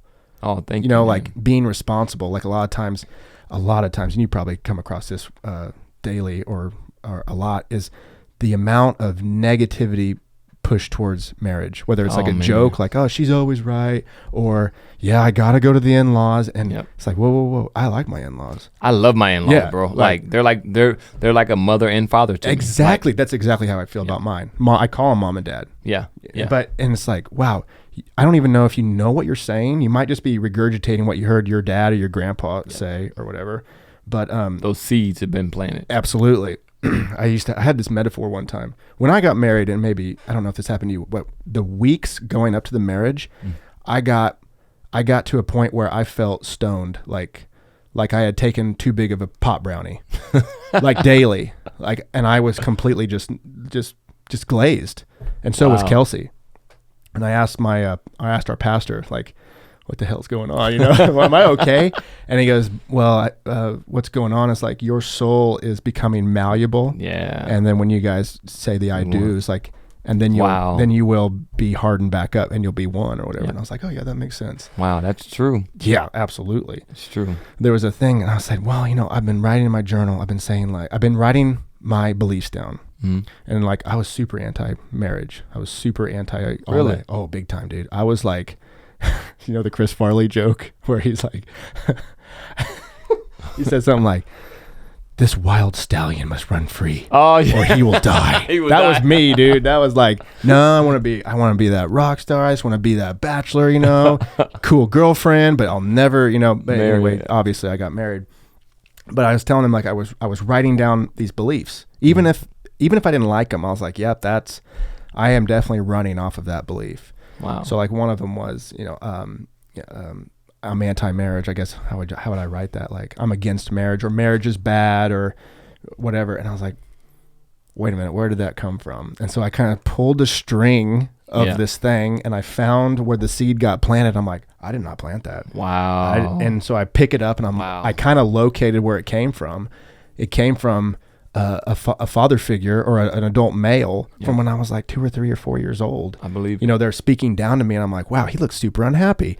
I don't want to be like that. Yep. Seed got planted, grows up. But if you don't like kind of go through your garden or whatever, or what, that's second good, bro. garden metaphor, if you don't go through and find out what the heck is growing, and be like, did you or did you not put that seed there? That's good. You better uproot that. That's good. The look bro. on my pastor's face, which he's like my biggest mentor, like I look up to him big time, and he was just like, write that down right now. Yeah, And that's so I was good, like, bro. okay, That gave me right. the chills. Like that's good, bro. Well, that's kind of like being honest with yourself. Like, where did this come from? Yep. Where did this? In fact, when we had our premarital meetings, there was one time I said, I need you to demolish my ego. I'm going to spit this out, and you can do not worry about hurting me. Mm-hmm. And he was like, are you sure? You know? And I'm like, yes, please do it. I need this. And yes, I got obliterated, but it was helpful. And we narrowed that down. He's like, he asked me my beliefs on marriage. I say what I don't want to get married. It's stupid. It's a prison, blah, blah, blah. And he goes, when did you make that idea? When did you formulate that idea? And I was like, like I said, 4 or 5 years old. And he goes, so you're 23. He's like, you're a 23-year-old male operating off a 4-year-old's idea of what marriage is. Yo, that's good. Yeah. It's like, you better update. He's wise. Oh, bro, he is the wisest person that I know. It's like, you better update your ideas. It's like, okay. That's true, though. Yeah. That's true. Because who knows how many ideas that you're running off of that you formulated when you were at a immature age. Yep. Or a lesser mature age. Because if we're always developing, I'm sure there's things right now that my 40-year-old self would be like, dude, I wish you would have got that in line. Yep. You know, you just do the best you can. Yeah, that's You true. write it down in your goal journal, and you do the best you And can. you go with it. Yeah. You just learn from it. But I heard that. Yeah. I think it's funny with my in-laws because like my mother-in-law, she's a lot like me. We love people. We're active. My father-in-law is the biggest redneck you'll probably ever meet. And so he wears, what do you call those? The suspender. Yeah, I know what you're talking about. He wears those. You know what I'm saying? I can't. But I'm like a son to him. He's like a father to me. He's taught me a lot. I can call him, talk about anything. He doesn't judge me. I can come and wear, whatever, and he's not gonna say, "What are you doing?" You know what I'm saying? Accepted me, and I'm sure all his friends probably don't deal with, black people. Maybe not, but I've never had a problem with them. It's always been good to me and my wife and my kids. Above and beyond. So it's funny when people see him, they're like, he's your father-in-law? I'm like, yeah, that's Pops. Like, because he's always made me feel like I was his. Right. You know what I'm saying? Right. He's always been straightforward, honest with me. You know what I'm saying? But he's always helped. He's always corrected if I need to be corrected. He's always said what, and it's one of those things, real recognize real. You love that. My mother-in-law, same way, man. Like, if you're gonna know how she's feeling. Yeah. You know what I'm saying? That's good. But she's gonna be the first one to have your back. She travels to my fights. She support. Awesome. Again, they are family. Yeah. We're family. They support me like my family support me. Right. My aunts, Nancy. All of them. Steve. All of them. They're just good people, man. Yeah. And so I'm blessed. So yeah. But I understand that because I went through a long time where I'm not trusting no girl, I'm not doing this and on that. I'm gonna make money, I'm gonna spend my own money and all this and all that. And it was like everyone, like I had friends and the girls like, what did your wife do differently? I'm like, she was just herself. Yeah. Like I can't explain it. When I remember the first time I saw her, we were just friends. I was like, it's something different about her. You know what I'm saying? Like, dude, I've dated models, I've dated girls, I've dated celebrities, but like when I saw my wife, it was just the weirdest thing. I remember calling my brother, I was like, yo, remember you said that because he had got married early, that you just know, and he was like, you just know. I'm like, I was like, how? He's like, did you get the butterflies in your stomach? I'm like, but I didn't even say nothing to him. He was like, that's the one. I'm like, I ain't even said nothing to her. Yeah. You know what I'm saying? And then, years later, man, I end up saying, hey, listen, this is what I want. Yeah. Let's make this thing happen. And That's she put up awesome. with me. Yeah. You know, That's awesome. so Yeah, I mean, I think a lot of people don't understand that being good at having being good at having relationships is a skill. And so you go, it really you know, Yeah, so it really they is. get, for instance, someone gets married and they're like, my marriage is terrible. And it's like, it's because you're not very good at it. Or maybe it's because there's something else going on. But a lot of times it's like, you're just not good at being married. Now, that doesn't mean you have to stay that way. Right. That's like kind of what you said. You go to counseling. You got to work on it. You have to work on it. You got to figure out, it's like, man, there's probably a lot of things in your path that are holding you back from being more vulnerable or being more communicative, whatever it is. Yep. There's just so many, once again, Jordan Peterson talks about a couple that he's a psychologist. Clinical psychologist, and he was like, this miserable, wretched couple came in. They're like, they can't stand each other, and he goes, all right, my prescription is this week you're going to go out to dinner and go to a movie. And they're like, oh my God, okay. So they go ahead and do it, and he goes, well, how was the dinner and the movie? They go, it was awful. We had a terrible time. We barely put up with each other. Blah blah blah. And he's like, all right, good. That you're going to do that again and again and again, and slowly you're going to realize the fallbacks that you have within this relationship and go, well, it wasn't so bad this time. He got me we laughed at a joke. He told me a memory I've never heard before, and it was a pretty good movie, and blah blah blah. And then you do it again, and it's like, we really enjoyed ourselves. But it's these just baby steps over and over and over again. You don't just go one time and go, No. terrible, we're never doing that again. No, it's like, not at all. no one goes to the gym and like, wow, I suck at lifting weights, never going back. Well, then you're never going to get strong. You got to put in the time. You got to put in the work, and anybody know that's married, communication is key. You got to learn how to communicate, and I was stubborn, I'm going to keep it to myself. I'm not going to argue. I don't want to argue. And it's like, it's not arguing, it's talking. Yeah. And then you learn how to talk. That was my biggest thing, is I didn't want to say anything because I don't want to argue. I don't want to go back and forth. Yeah. So then we learn how to talk to one another. And then after that, now it's like, now we can kind of, like, some people be like, dude, I love you guys because you guys just say what's on your heart. I'm like, yeah, we wear our heart on our sleeves. Like, we're not going to get into a bickerment and then you come in the house, we're going to be like, oh, okay, we're fine now. It's like, no. Oh, yeah. They're going to be like, oh, your wife is upset at you, huh? Yeah. I mean, we're just real. Yeah. We're real.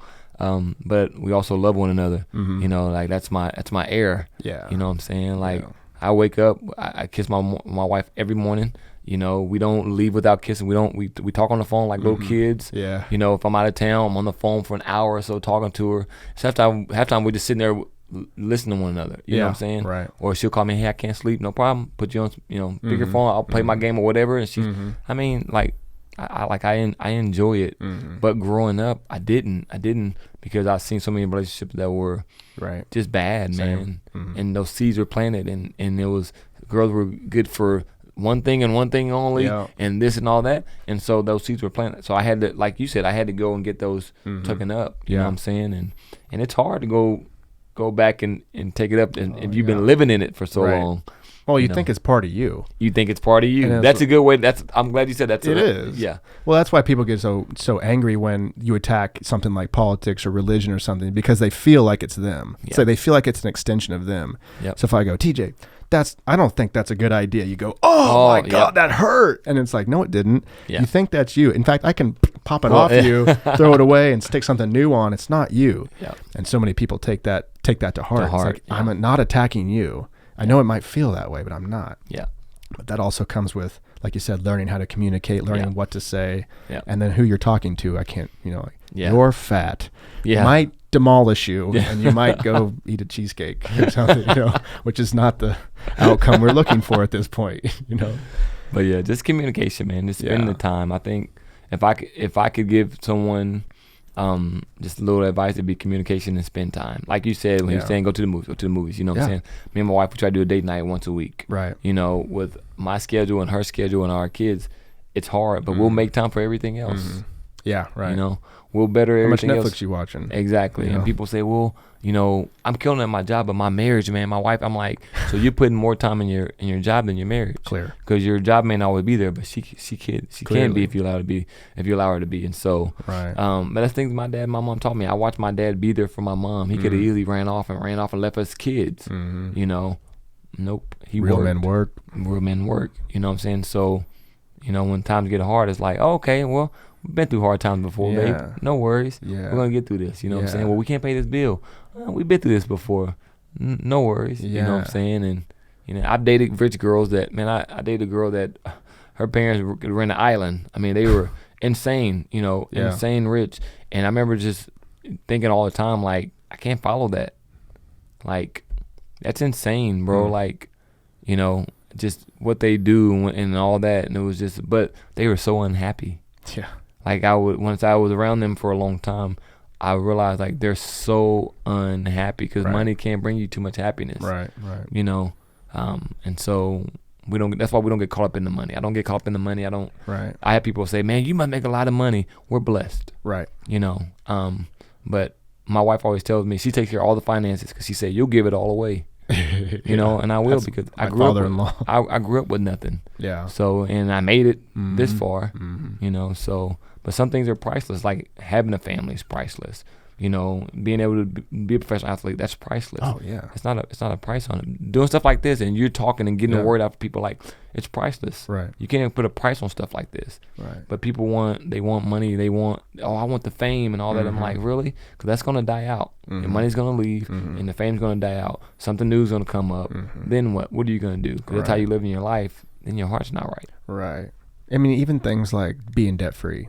Yeah. I mean, that's priceless. Yeah. And people, you know, will go deep into debt to accomplish something, whether it's a lifestyle or, you know, a dream or anything. But it's like, how good does it feel to be debt free? Yeah. I mean, it's great. You are free. You can choose to move around however you want, you know, make decisions or feel comfortable with saying, I'll get your groceries today. Yeah. People that are deeply in debt might not be able to take that sort of leap. I mean, I'm not saying they couldn't.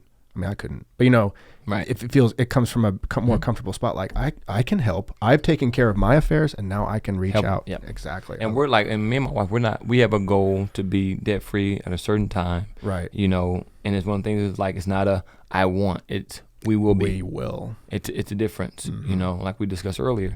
And you know, but I'm okay with sacrificing to be a blessing to somebody else. You know. I'm okay with that. That's what I feel like God put on my heart to do. I'm okay with it because money don't move me. People, I have friends. I bought this. Come check. I'm like, care less about how big your house is, what car you drive. I could care less. It annoys me, dude. Yeah, it annoys me. Yeah, like I like you real and laid back. Yeah, down to earth. Yeah, then I can dig those people. It's like conversations. You know, I've been around people that will literally tell me about their square footage, and I go, What do you believe in? What do you think happens after we die? And they're just like, stop. And it's like, if we're gonna talk, let's talk about something that's kind of fun to talk about. You know, not I don't care what you drive. Yeah, you can't take. Maybe if you drive a Lambo, you can go show me. You know, and then we're gonna come back in and talk philosophical. Yeah, dude. I mean, I almost feel embarrassed saying this in a way, but it's like if I could tell the world like how awesome marriage can be, it's like the greatest thing ever. If I go back to my 15-year-old self and be like, dude, you are dumb. Stop doing this. It is so awesome. Yeah. But it's I don't know. I think it's a lot of it's our culture. Like a lot of our icons are, I'm independent. And, you know, this is the women's movement too. Like, I'm independent. Yeah. And it's not about being independent, even though that is important. It's the power of dependency, which is just so, it's hard for me to explain because it's so reversed in our society where you need to be self-sufficient. You need to be all this. Yeah. Yet we come from these tribes. We come from like these family groups, the Dunbar number, and we're all dependent on one another. And yeah, I mean, it's insane. You wonder why we're depressed and lonely and all that kind of stuff. It's like, yeah, it's because you're trying to be independent. Why don't you look for these other people and have dependency on them? But they don't. It's a bad word. They don't. Yeah, they don't want to. They feel like I got to do it all on my own. And like, you know, I can do what I'm doing on my own. Yeah. I need my wife. Isn't that crazy? You know what I'm saying? Like, I need my wife. I wouldn't be as successful as I am without my wife. Right. You know, like, she's perfect for me. Right. You know, and then people say, well, marriage is 50-50. Bull crap. Yeah. It can be 70-30 sometimes. It can be 80-10. It could be, hey, I have nothing to bring today. Can you bring the whole 100? Yeah. You know, and we've been on those times where my wife had to bring the 80 and I had to bring the 20, or I had to bring the 80, she had to bring the 20. You know, the 50-50 crap. Yeah. Listen, that's for the birds, man. Like, no, it don't work like that, bro. Like, you're gonna bring it a lot more one day, then one day you're not gonna be able to bring as much. But once you have each other, you get to that 100. Oh yeah, You get to that 100. that's funny you bring that up. There was a podcast that I listened to the other day, and I don't remember the lady's name, but she has the most watched TED Talk of all time. And it's about being vulnerable. Oh wow. Yeah, she's from Texas. I'll send you a link. It's great, and the podcast is good too. But she talks about that being married to her husband, and sometimes they'll come home and she'll walk through the door and she goes, "I got 10." I got 10%. Yep. And then he goes, "I got 90. I got you." Yep. Or he goes, "I got 30. And they said, and she like breaks it down, but she said like if they both come in under their 50 mark, they alter their schedule to make it fit. To figure out how to proceed forward, because she might be wrecked, you might be wrecked. So it's like, I can't give you my 90 to cover for your whatever. Wow. We're both low. Let's figure out how to send get that back. to me, bro. Dude, it's great. It was awesome. She talks a lot about marriage, obviously being I think her book is about being vulnerable. So she talks about being vulnerable in a relationship, mainly marriage. And some of the things that she does with her husband are really, really poignant that could be implemented into anyone's marriage. I'm always looking for stuff like that. So definitely they have one activity or whatever where they're, and this is interesting, but they're totally real with each other. Like, I hate when you leave your shirts on the floor, but they set the guidelines. Like, when I hit this button and the timer goes off, like, it's open season on each other. Yeah. Not we have that. Yeah, right. You don't just like fire off before someone goes to work. Like, you know, that's not going to be good. But yeah, they allow for like, okay, anything goes. Do not you might hurt my feelings, but I giving you permission to say that. Yeah, it's a difference when you give permission to someone to do it before they just right. Well, you get sniped and you're like, "Excuse me," you know, or what's up? Let me use your restroom. Oh yeah, go for it. Do you want some more water? Oh, you got a whole bottle right there. Oh. Yeah, 2 hours and 44 minutes. You got to pee. I have half a gallon of water in me already. When you walk into that bedroom, both my dogs are in there, so they might jump on you. Okay. Yeah. Yeah. All right. Hey, what's going on, everybody? I hope you're enjoying the podcast. It's one of my favorite podcasts. TeeJay is pretty awesome. Let's see. What can I talk about while he's gone? There they go. Man, I hope he's okay. Kimura can be aggressive sometimes. So anyway, we're selling coffee. Killers of the Flower Moon's gonna happen soon. I'm really trying to work hard on getting on that whole thing, on that production. In fact, where's that? The book's around here somewhere. If you haven't read Killers of the Flower Moon, I highly recommend it. It's the story about the Osage murders, the oil fields, and the birth of the FBI, written by David Graham. It's a really fascinating book. It's on Audible, and the reader does a fantastic job. It's about, was it a 13, 14-hour listen? So it's not bad at all. It's not It was 55 hours. Highly recommend it. Check out my description below this in the YouTube. I got links to Amazon. I got links to Patreon, Bitcoin, all that kind of stuff. If you want to support the channel, YouTube channel, what I have done is I've combined both channels. I had the SciFi and Friends podcast channel, and then my personal Colton Seifert channel. Put those together, and then just thought, I'll keep them all on one channel. It'll be easier to organize, and I just made all these playlists and stuff. So if you want to support the channel in any way, always appreciative. Like, comment, subscribe below. You know what it is. But TeeJay's cool. I need to pull up this fight. See if he wants to talk about that. Surely it's downloaded by now. It was 9 gigs. Here, arrange options. I'm blow this up. Oh, actually, what am I doing? And I never turned on OBS. Start recording. Yeah, we haven't used it at all. That's okay. I'm just rambling. Where is that? Oh, man, it's MKV. Dang it. I downloaded the Bellator fight, but it's in a different format. I can email you real fast. Okay. And they send me some clips. Okay. Let me do that. What's your email address? It's Colton, COLTYN .Seifert, SEIFERT at gmail.com. Oh, I lost it. Colton, COLTYN .Seifert, SEI. That guy looks familiar. SEIFERT at gmail.com. What is that right there? I got it. Oh, okay. Yeah. So I just. So if you want to walk through this, Dude, they got us to the cage so fast. It was so crazy. where was this? Where'd you fight? Thackerville, Oklahoma, Okay. and Windstar Casino, which is a huge casino. Native Casino. Huge. Yeah. Dude, I love this setup.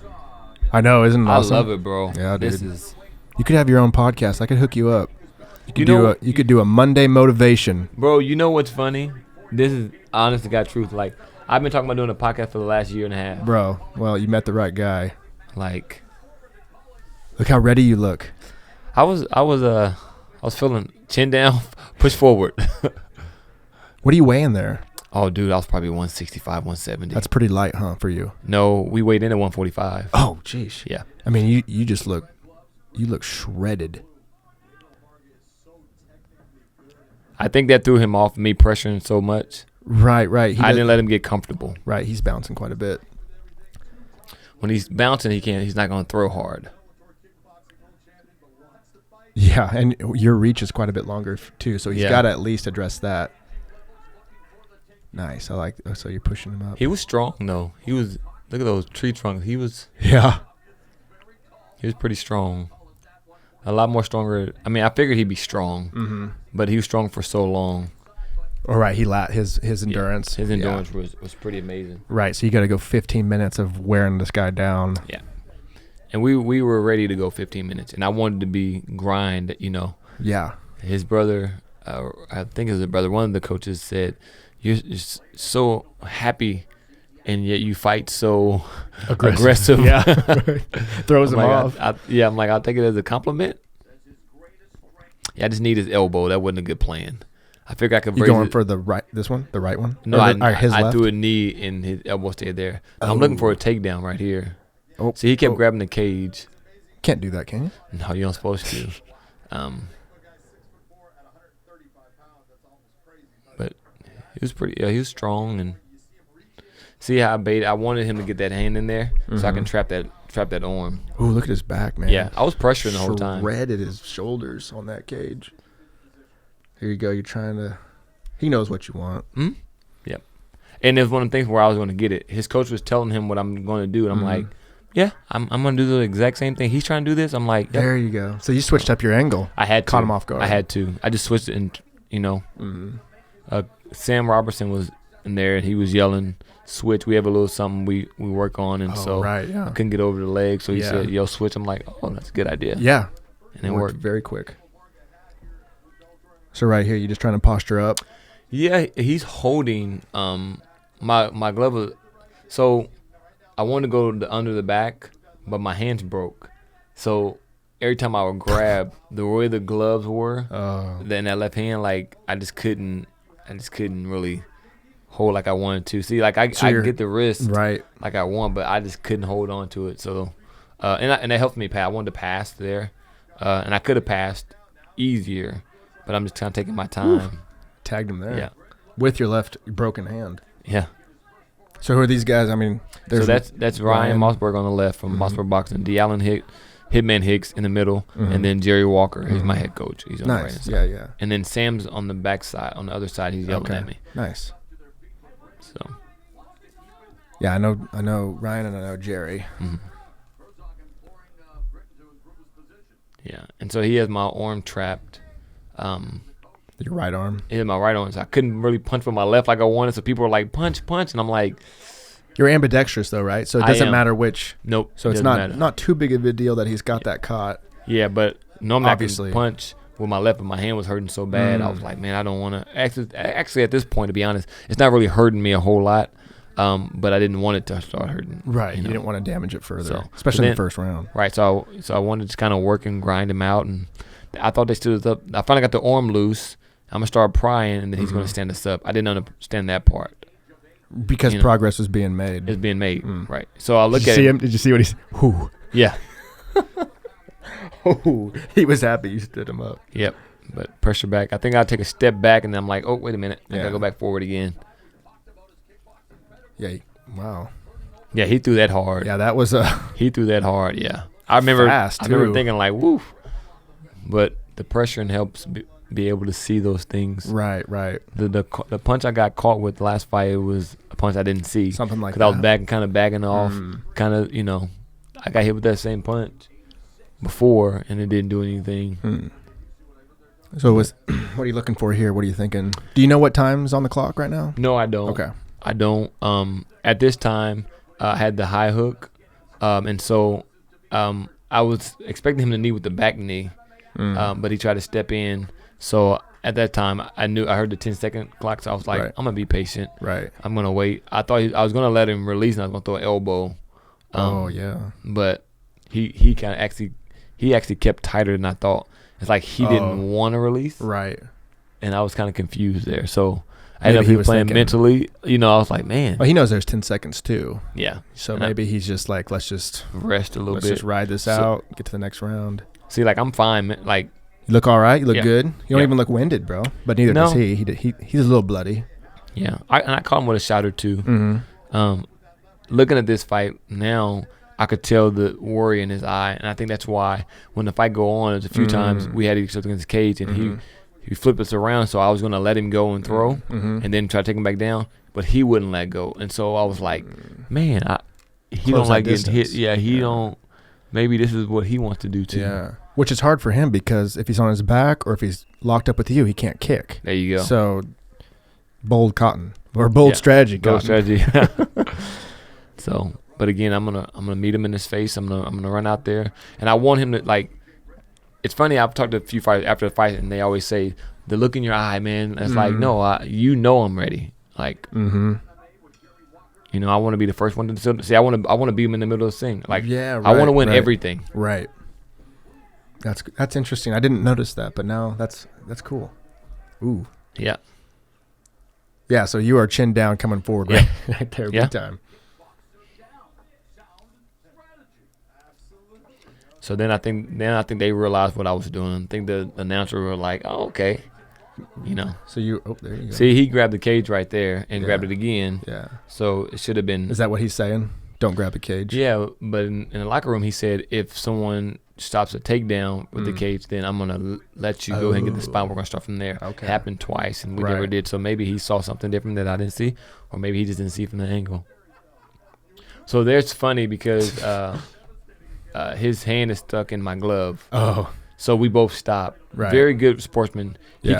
He could have easily elbowed, and he was like, "Hey, our hands are stuck." Yeah. And we stopped, and then he gave me back position. Oh wow. And he didn't have to do that. Yeah. And so shout out to Gabriel for that. That's awesome. That's pretty awesome. It happens again. I think he gets stuck or I get stuck again, and same Calls it thing. out and- We just call it out. Hey, it's stuck, and it's like we That's both awesome. stopped. It's an easy advantage to take it. Yeah, and he easy didn't. moment. Yeah. That's awesome. So that says a lot about him. Right, Especially right. being in a fight. He probably maybe didn't think it was gonna get out the first round, or maybe didn't think it was gonna go like this. He could have easily, got an easy way out, but he didn't. That's awesome. There you go. You're tagging him a little bit with that. Yeah. Once again with the left. He keeps trapping your right. Yeah. Well, most Well, people actually, you're wrapped up there. most people are right-handed, so Right. you're gonna always attack that right hand, which I like because I get the left out. Psych. It was funny. It's interesting that his coach was saying, he's never been out the first round. This is the first pro fight really? I've been out the first round. Oh. Out of 7 fights, I've never been out the first round. So that was, That's a good sign for you. and at this I point. never, you never thought, I didn't think about it until after the fight. That you made it. That he didn't end it in the first. That I got out of the first. Oh, right. See, I realized right here, okay, I'm not going forward. That's why he's landing. That's what I was thinking. Every Yeah. time you take a step back, his legs start to work, Yeah. and then you fix it and go Yeah. forward, and then we get into these. Yeah, that doesn't feel good. See, I'm gonna bait him. I'm gonna let him let me go. Like, I'm not gonna even fight for the right arm. I'm gonna continue to have his elbow so he can't elbow me. But I'm gonna see. My left arm I kind of let off a little bit, so he can let go at any time. Right. Anytime he wants, he can let go. Right. But I'm But ready he's- to fire off. But he's choosing not But to. he's holding on. So, I don't know if he was looking for a takedown or was he getting tired? Because this is more tiring. Here. Yeah. Pushing And, back and forth. What are you looking for right now? You trying to bait him to throw him down? I know he's or- trying to take me down. So right now I'm just Getting trying to get the close. underhook right here. Yeah. And then I'm baiting again. I let the arm go, and I'm trying to bait him to go that way, and right there. And I hold on just enough because he grabbed my wrist. So if I would have let go, then I would have got elbowed. Oh, he would have. Yeah. Oh. So I had to grab his wrist again. How do those leg kicks feel, or how those knees? 2 days later, I could feel him. That was actually a good knee. I kneed him in the stomach, and he went, ooh. Oh, nice. Yeah. And that one, too. So take down. That's what I wanted to do, and take him right down. There you go. Good deal. A little bit of a scramble there. That could have. Okay, see. Yeah, we wanted to stay tight, and I knew he was hurting. Like he's from never, that knee. But even from the shots, he still his grips, everything changed when I hit him in the eye. And it was more of the, he didn't want to get hit anymore. Right. So again, He's breathing pretty hard. It looks like he's breathing harder too. No, he is. I'm. Well, it's almost at the end of the second, so. Yeah. Yeah, that eye was pretty bad. Yeah, that was just from that scuffle before the takedown. That the left hand I landed. Yeah. Yeah.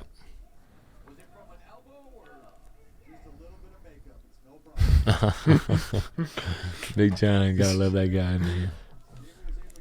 So you're just trying to sneak in some punches there. Yeah, I know. Around the time, his coach yelled out a minute 15. It was about 30 seconds. You kind of you do it so long, you kind of know the time. Right, so I know my time is winding, so I wanted to pass. His legs were strong. See, normally you're a jiu-jitsu guy. Normally you can open, but you see, you kept getting the butterfly in. So I didn't want to, but I got that. Yeah. So once I got that wrist in there and hit him a few times, he looked like I thought he wanted to quit. Yeah, well, his eyes kind of rolled back a little bit. But the referee told him right here, like, hey, you have to do something. I'm gonna have to stop the fight. Oh, like does he's talking to him. Oh, okay. And he, but that eye was bad. Well, dude, if there was more time on the clock, I think you would have ended it there. Yeah. That was. Oh yeah, because I had the arm trap. Right. And it was one of the things I just realized. Okay, but it was with my right arm, so I could punch yeah. with my left. I struggle with grabbing with my left. So what's Ryan and them saying right now to you? Do you remember? I think they're saying relax. Yeah. Stick to the game. They're in plan. good spirits. Yeah. Everything's kind of moving according to plan. As D. Allen would say, secure the bag. We have a game plan. And honestly, right here is the humbling part, because I know he's tired. I know he's hurt. Hey, like right here, like I land. Ooh, yeah, dude. And his head was against the cage, so, and I landed another good shot at the end, right here. Bang, Yeah, like around the chin. And so I know he's hard. This right here kind of got me. The doctor should have been in looking at him already. So now he gets an extra 30 seconds rest. Oh, I see. But at this point, like I'm upset. Like I'm like, come on, let's go. Right. He's breathing harder. Look at him breathing harder. Right. He's every second's just every a little second, bit more. Yeah. And then he doesn't go back to the cage. He stays in the middle, and they try to make me get back. He stayed. What do you mean? Who stays? Like, in the middle? watch how close to the middle he is already. Oh, I see. And for me, I'm mad. 'Cause I'm like, no, I want to beat him in everything. Oh, look, he's coming up. Oh, like, look, he's already on the M. Exactly.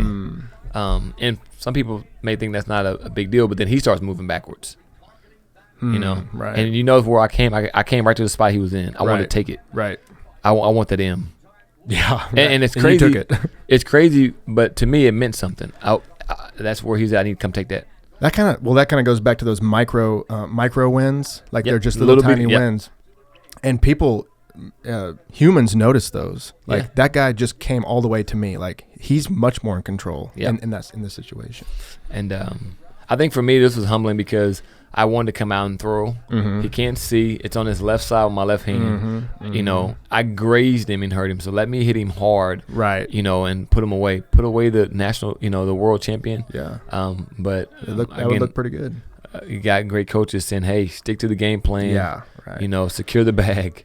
Yeah. And so this was hard for me to come in and grapple the last round. Right. When I knew I was up 2 rounds. Right. So I kind of really wanted to throw a little bit more, but I wanted to win more than I wanted to. Right. That's that grind. Yeah. And I'm hitting. I mean, I'm popping him. He gets hit a few more times. Look at that leg, dude. He will not let you get behind him. But there you switched up again, which is nice. I like that.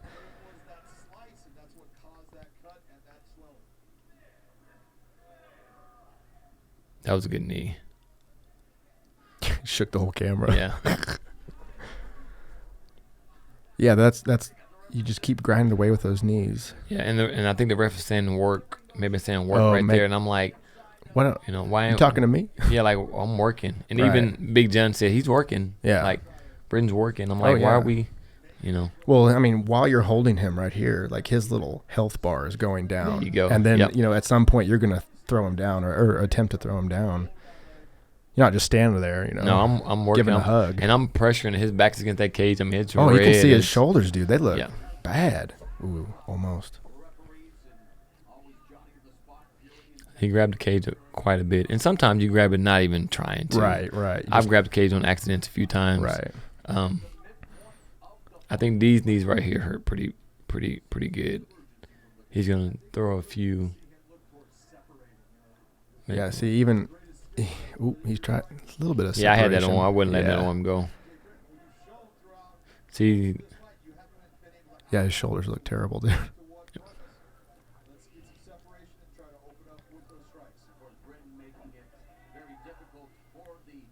Huh.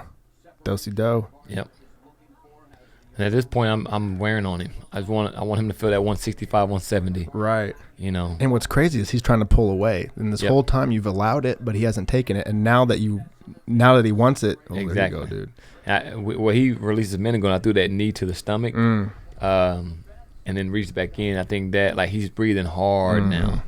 I remember this spot right here, actually, because someone else 145, and he started throwing knees, but He just like trading that, knees right yeah. there. And I threw another knee to the stomach. I just started kneeing to the stomach. I'm like, Yeah. man, he's getting tired.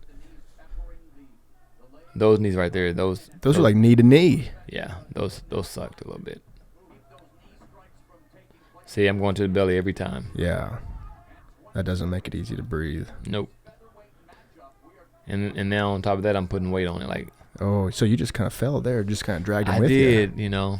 That's what you wanted? No, I wasn't trying to, but I got back up, and that's Yeah. hard. That's his hard knee. When he got me down, they're like, go, hold him down, and I got back up. I could feel him go. I could feel him take a deep really? breath, and like watch the knees. Like he didn't want to be down? No, he wanted to be down, Oh. but he couldn't hold me down. So look how much slower the knees come after that. Right. Like everything is kind of like took the air out of him a little bit. I think at this point he realized, this guy's a lot better than we thought. Right. The game plan was probably not what he expected. Nope. Maybe he wanted to rely on his legs or...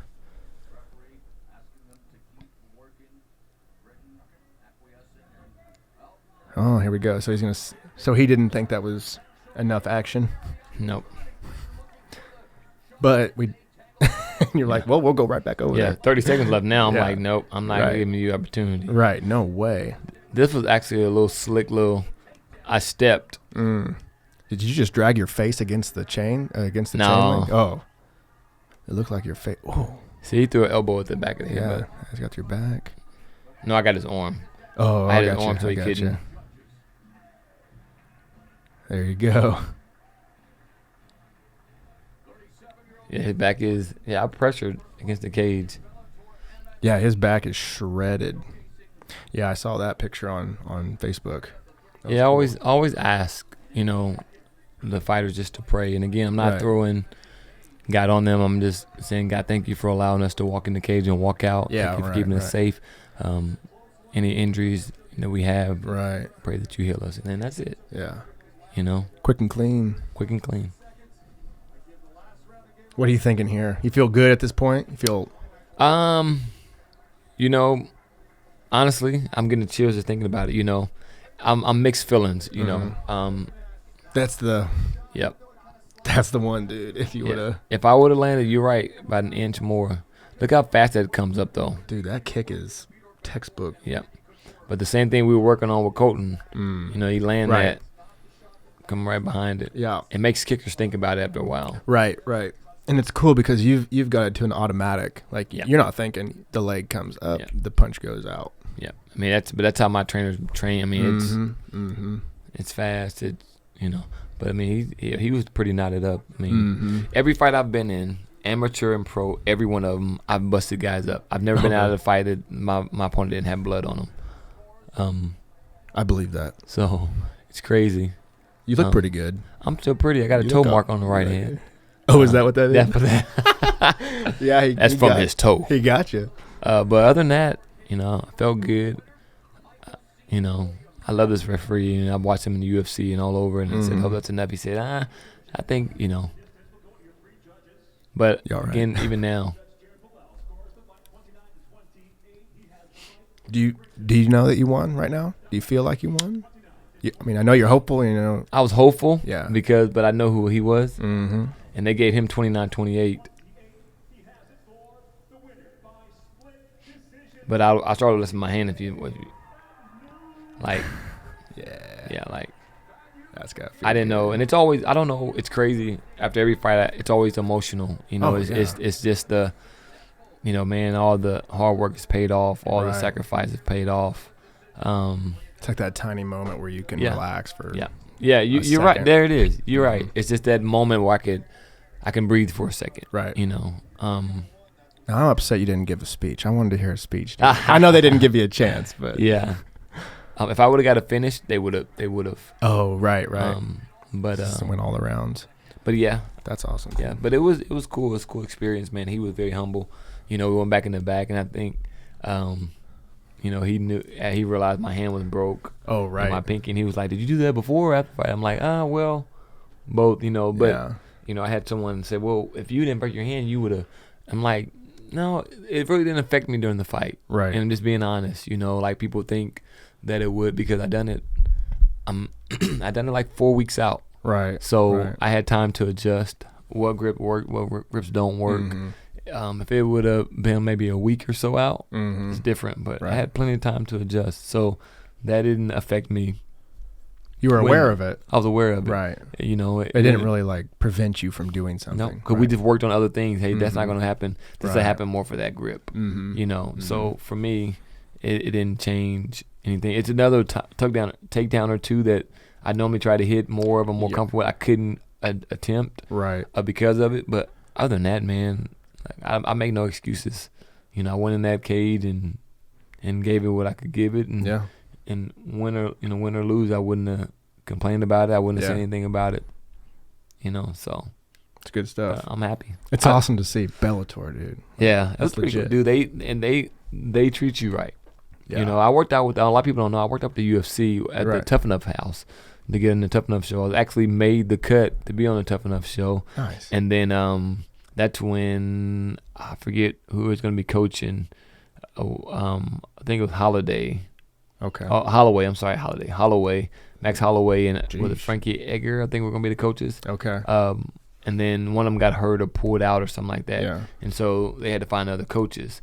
And so they cut us down from 24 to 8 to 16 while I was still on there. Oh, okay. So we sent the information, all that. Went down there, stayed down there for a week and a half. We got all our medicals and everything. I'm like, cool. It's happening. It's happening. They said, well, we'll leave before the January 10th. Mm-hmm. Or then, the 7th comes. They're like, hey, it's been we're going to meet end of the month. And the end of the month comes, and they're like, hey, it's going to be February. So I call my agent. I'm like, hey, look, what's going on? They're like, dude, they're cutting a lot of the show. So then they rank you from 1 to 16 with 2 alternates. And I was like number 7. So I'm like, okay, well, I'm good standing. I'm good standing. Even if they take 8 or 12, I'm number 7. Right. Well, then, of course, they drop down to 8. And I'm like, well, I'm in, right? Yeah. They're like, well, maybe. we're going to see. And so, and then I get an email and they call and they say, hey, listen, we'd love to have you. Right. You're what we're looking for. But at that time, I was only 3-0. Okay. And it was like, we have, 9 guys that have 7 or 8 fights. Right. They're from big gyms, Jackson Wink and Bang Bang, so I get it. It's business. Right. No one knows Joplin, Missouri. No one knows Victory Gym yet. They do now. And so, but they said, but we're going to make you an alternate. And so I was an alternate. So I was like, well, can I just go home and, if you guys, something pops up, I'll be ready. If I'm ready, like, absolutely. Of course, everyone, they only recorded for a month. Oh, yeah. I was going to say, did they make the show? They made the show. Okay. It was they brought them in the kind end of like of Ultimate February. Fighter. It was Ultimate Fighter. Oh, okay. That's what it is. Tough Enough. It's the Ultimate Fighter. Oh, gotcha. Tough. Gotcha. And then so they got there at the end of February, I believe, and they filmed end of February in March, and then they showed in April. you know, That's not a vigorous editing schedule. Yeah, so it was crazy, but that was something I planned. We walked, we had good workouts, but I got to meet Mick Mader and Sean Shelby, Rogan. I didn't know Joe Rogan could kick as hard as he kicked. I don't think anybody does Dude, until you see the videos. I didn't realize how athletic he was. Like he's an athlete, you know what I'm saying? Met a lot of UFC fighters when we were in Vegas. We were there for a week and a half. I was there for like a week and a half. So they took care of us, but I mean, they took very good care of us. That's so good. I'm happy. Right. I'm happy. Good experience. So I think I left an impression on them. Good. So I think you did too. I wouldn't be surprised if I don't get a phone call in a win or two. I would be surprised too. So what's next? I mean, still working out? Yeah. Obviously. Yeah. Well, I gotta let my hand heal a little bit. I'm probably gonna take a week or two off. So I was supposed to be, but I went running the other day and wanted to roll with Pastor. So kind of light. Row? No, roll. I'm sorry. I was like, I didn't know Jeff rode. No. So just I'm trying to be obedient because I want 2020 to be a big year. So Right. I just don't want to have nagging injuries. Yeah. So I'm actually, my wife is like, we're gonna do things right. Like 'cause normally, like I hurt myself, I'm back in the gym. Right. She's like, no, we're gonna relax, take a week off. So I took last week off, and then she's like, okay, the doc said 2 weeks, and then come back and see him. But my hand feels better. I'm making a fist. I couldn't make a fist like this during the fight. Oh wow. It was more That's like hard to punch. Yeah. So I'm making a fist already. I mean, you can see it is still swollen and all that, and then the fracture there. But it feels better. Good. I feel like my grip is getting better. Right. So I say this week I ran yesterday. I'm gonna run a little bit today. Yeah. Work on kicks, and then that's probably maybe throw some right hand jabs. Sure. Other than that, man, just kind of relax. And then next week we're gonna go back to it. Get after it. Yeah. JT called me with a fight opportunity. Nice. Maybe a nice one for me. I wouldn't mind fighting in April, but also maybe a possibility to fight in Bellator in May. So That'd be cool. if opportunity allows itself to, so we're just happy. Yeah. We're staying healthy and ready to go. I get a phone call, I'm ready to go. Absolutely. So. That's the way to be. That's the professional and business side of it, And that's the thing I like about 140 at 145. My last 3 fights before, I fought at 135. That's what we wanted to be at. But my last 3 fights before this one, I walk around like 155. So I cut to 45. And the reason why, because we were looking for 35 fights. Nobody wanted to fight at 35. So all the fights but one had been at 45. Okay. And so, but I always stayed down my walk around weight because if Bellator UFC calling and need a 35er. Right. I want to get there. Be able to drop that quick. Right. And so 45 is just so easy. I make, I'm weighing in underweight. You know what I'm saying? I think one fight I weighed in like 42. Right, because you're used to dropping to 135. Right, and so the last one I lost, the last 3 guys I fought before Gabriel, they were big 45ers. I mean, probably walking around, 75, 80. Oh, wow. So we're weighing in cow. at 145. The next day I'm like 157. They're like 170. Yeah. So those punches are hard to absorb. Right. And so this time I said, hey, look, we're going to get back up and we're going to walk around. So I got up to about 176, 177. Oh, wow. And then cut down to 45. Make weight. I'm a professional. I'm going to make a weight. And then the next day got back up to about, I want to say anywhere from 65 to 70. Okay. Back to where I used to be, because I used to fight at 145 as an amateur. And I was a big 145er. Right. So I think that helped you take punches and then also give punches as well. So I think I'm going to stay at 45 just because when people see me at 140 and 135, they see me on salad. When at 145, a solid meal, you see me eating steak and chicken, and I got more energy. I'm even during the camps, I'm not hungry. I'm not starving myself. Sure. I'm really doing it.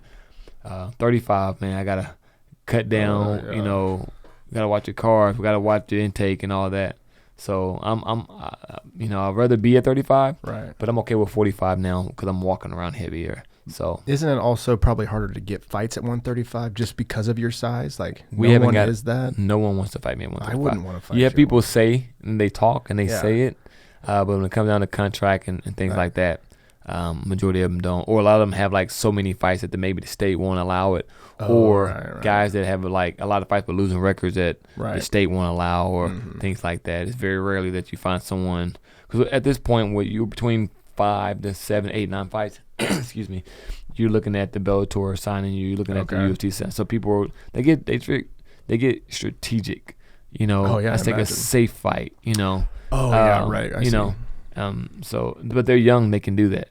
Me, I'm older. I'm like, Right. let's get it. It's harder, You know, yeah. Let's get it. So, Right. but we're okay with 45. I'm okay with 45 because I'm walking around, I get to lift and things like that. So I'm okay with 45 now. Right. So we'll stay at 45. So, you know, one of the coaches said 45 better beware if Britton is there. I agree with it. That's you awesome. know, I agree. Whatever weight class I'm in, I'm gonna bring it. Win or Right, lose, right. you're gonna know my name. So. Right. Maybe you can do like Connor and have belt multiple That would weight be classes. pretty cool. Yeah, that that'd would great. be pretty cool. I would like to get in an organization and then fight for a belt. Yeah. You know, I'm not a big. When I was an amateur, I had 12 belts. I couldn't tell you what those belts are now. Sure. You know, I win them and then it's like okay, Right. you know right. what I'm saying.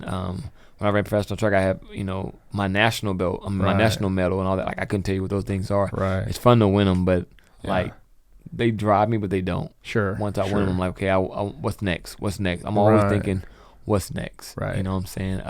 I mean, it was immediately after I won that fight, and we were in the doctors looking at my hands and stuff Yeah. like that, and I was already talking to my coaches about what I wanted to do, and they were like, let's win that, Right. and so the Bellator guy come to me, he goes, hey, are you? I'm like, man, I'm trying to figure out, I'm trying to schedule him. Hey, here's you guys' schedule. What card do you need? Yeah. And they're like, bro, you just beat Gabriel Varga, like enjoy it. I'm like, I am. yeah, But I want to grind. yeah, I want to grind. Like, again, I'm not getting no younger, man. Right. And that's my mindset. I want to move forward. The day I start get stagnant, Right. someone's gonna catch up with me or pass me up. Right. So while I'm here and I'm only gonna do a few more years, let's keep moving forward. You're right. Let's Right. keep moving What do you want me forward. to do? Like have some barbecue and drink Yeah. some beer? Like, no. I'm Right. just gonna keep going. Man, we were up, me and Coach D'Allen, we were up to 3:30 that morning talking about Yeah. the fight. Yeah. We were walking the casino and talking about the fight and what I could do, and what next camp. And then the next morning I get up and I'm up moving around. Yeah. They're like, what are you doing? I'm like, man, I just feel like someone's out there getting better. Yeah. And I'm not. And that bothers me. Yeah. You know what I mean? And so. It makes me think of, have you ever seen that commercial with Emmitt Smith? Old commercial. Dallas Cowboys. They win a Super Bowl. And he's laying on the bench. And he goes, now that I won a Super Bowl, now I can rest. Oh, and he mentioned. And he stops like barely on his chest. And then he goes back at it. And it was like, okay, that's Yeah. why you are who you are. Yep. So that's exactly what you're talking Yeah. about. So, and I wouldn't mind, I just want to make, I don't know, just want to win big fights. I want big fights, and That's the way you got to do it. that's the way you got to do it. That's So, be a good fighter, be a good businessman, be a Yep. good entertainer. It's like singing on Broadway or acting on Broadway. If you can sing, dance, and act, yeah. they call it triple threat. Yeah, you're triple That's what a threat. fighter is, Good fighter, good entertainer, good businessman. Yeah. Triple threat. We have people talking and calling me out and saying they want some and all this, but then like they've been kind of quiet. We're watching. They've been kind of quiet now, so I wonder why. we'll see. I don't believe in calling people out. Yeah. I don't believe in all that. Yeah. But it's a few out there that they know Sure. that I would love to be locked in that cage with. I don't have to say their name. They know, Right, and yeah, organizations know, and I think they'll be. I love to get the ones that I lost. I like to get both of those fights back. Mm-hmm. I do. Is that I a would love- possibility? Yeah. Maybe, maybe Yeah. not. One of them fought on the same card as me Oh. in Bellator. Oh, so okay. I know that was mentioned in passing. Like, man, that's pretty cool, man. You guys fought on the same card, and you were kind of winning and got caught. And That'd be a cool story. it'd be a cool story. But good, humble young man. Well, he's a good young man, humble, athletic, tough. That would be a fun fight because it's just such a tough fight. That's why we wanted Gabriel. We knew it was gonna be a tough fight, and Right. those are fun.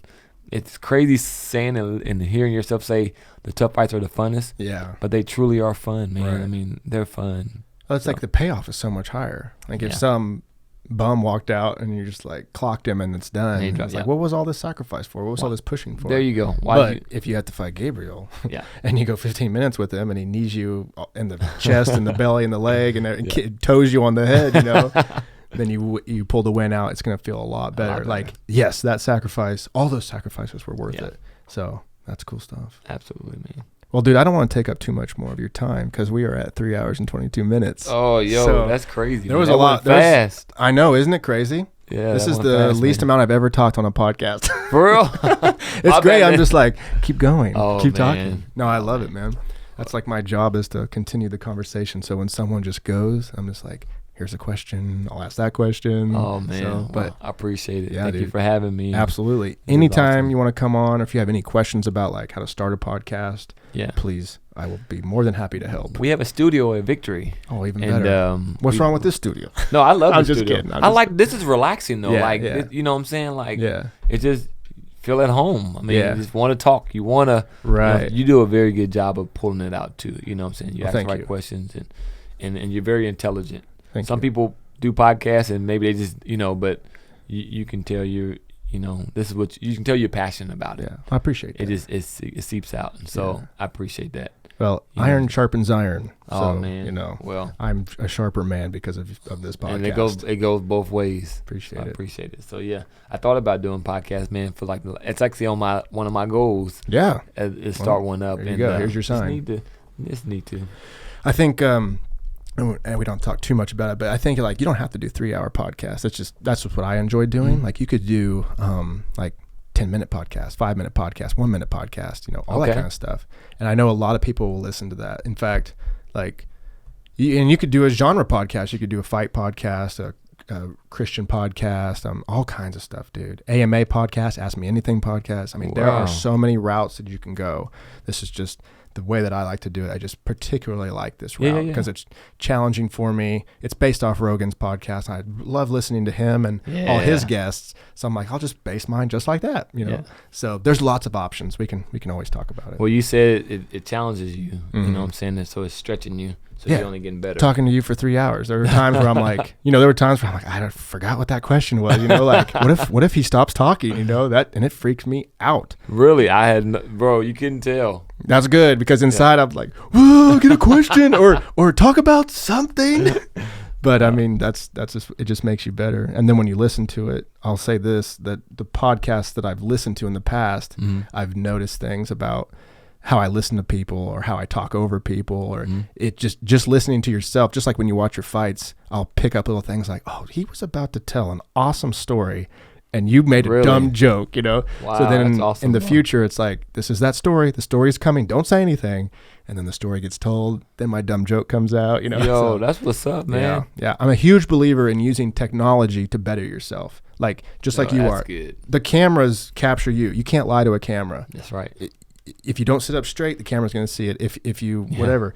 So you can use that piece of technology to be like, oh, I could alter this. It's kind of like if you play a video game in third person, the camera's up here, your character's here. Mhm. You can see more. Yeah. So yeah. you can round that out. Well, this is a piece of technology that I can reflect upon who I am and hopefully better myself for it. Wow. We can all do that. We all have cameras. We all have recording devices. We all have Yeah. all that kind of stuff. That's why you see before and after pictures. You take a picture before and you go, oh my God, I need to change. And then you see the after and you're like, yes, I've captured the change. I feel better about it. All that kind of stuff. What do you think you changed the most? What have you grown the most in doing this podcast? The podcast, really probably learning to truly listen and not be ready. Like a lot of times before, I'd be so nervous that you might be talking about something awesome, super cool, poignant story.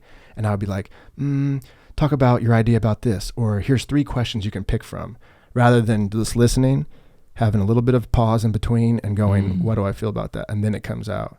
Gotcha. Not trying to plan it, You can. I wrote down questions for you, but that's just to kind of get them out. But the conversation model is just so much more organic. Yeah. And things kind of come up in a more organic way. I can't be like, tell me about your dad. Right. And right. You could, because you're a great communicator. But some people would just be like, well, he's a good guy. Yeah. Then what do I do? Then what? Yeah. No, but you tell me about how he woke you up in the morning, 4 a.m., from when you were a little boy all the way to a grown man. Hey, men work, go back to sleep. Like that came out organically without me kind of trying to pull it out. It just kind of arose. Yeah. So that's truly listening. That's what I would say. So that's what's up, man. Yeah. So Well, thank you for having me. absolutely. Thank you so much Appreciate for coming on. How can people follow you, find you, social media? Instagram at TeeJay Britton, TeeJay Britton, Britton. On Facebook, TeeJay, TeeJay, Bad News Britton. So come like the page, send me a message. Send the same with Instagram. Follow, like it, do all that stuff. Same with Twitter, TeeJay at TeeJay Britton. I love fan mail. Thank you guys for all the fan mail I get. I get like tons of socks. I love socks. I'm a big sock guy. I forgot about that. Yeah, socks and shirts and just all the support. So appreciate that. Send me a message and let's keep in touch. I love to come to your school or your job or your church, wherever, to speak and to speak life into it and all that. And at Victory, your minister, is that every week? So if like someone was in around the area and they want to show up and hear. Do you ever want, man, I would love to show our facility off. Yeah. It's an amazing awesome facility. We have basketball courts, we have weight room, we have counselor centers now, we have psychiatrists on staff, we have, I'm going to mess up stuff. We have, we teach music lessons. We have a studio in there we can record. Just all kind of different things. I mean, that's just a little bit of what we do in there.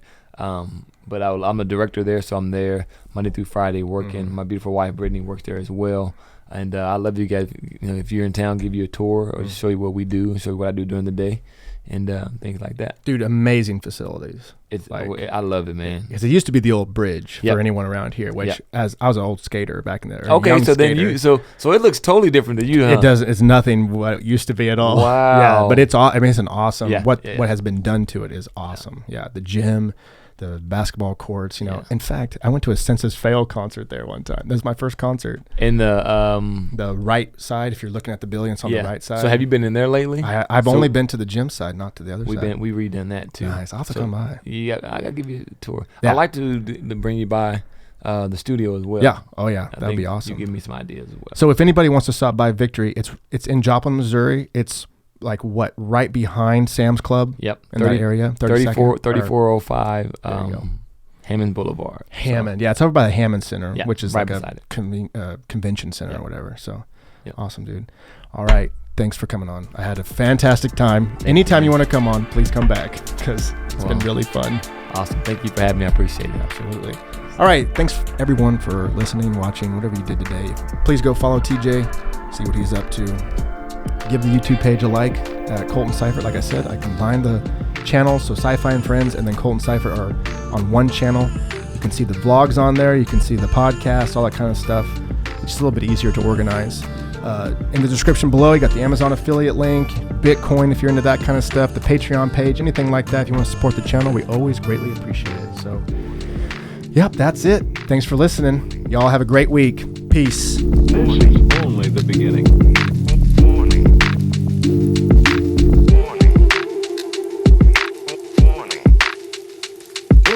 This is only the beginning. SciFi wins.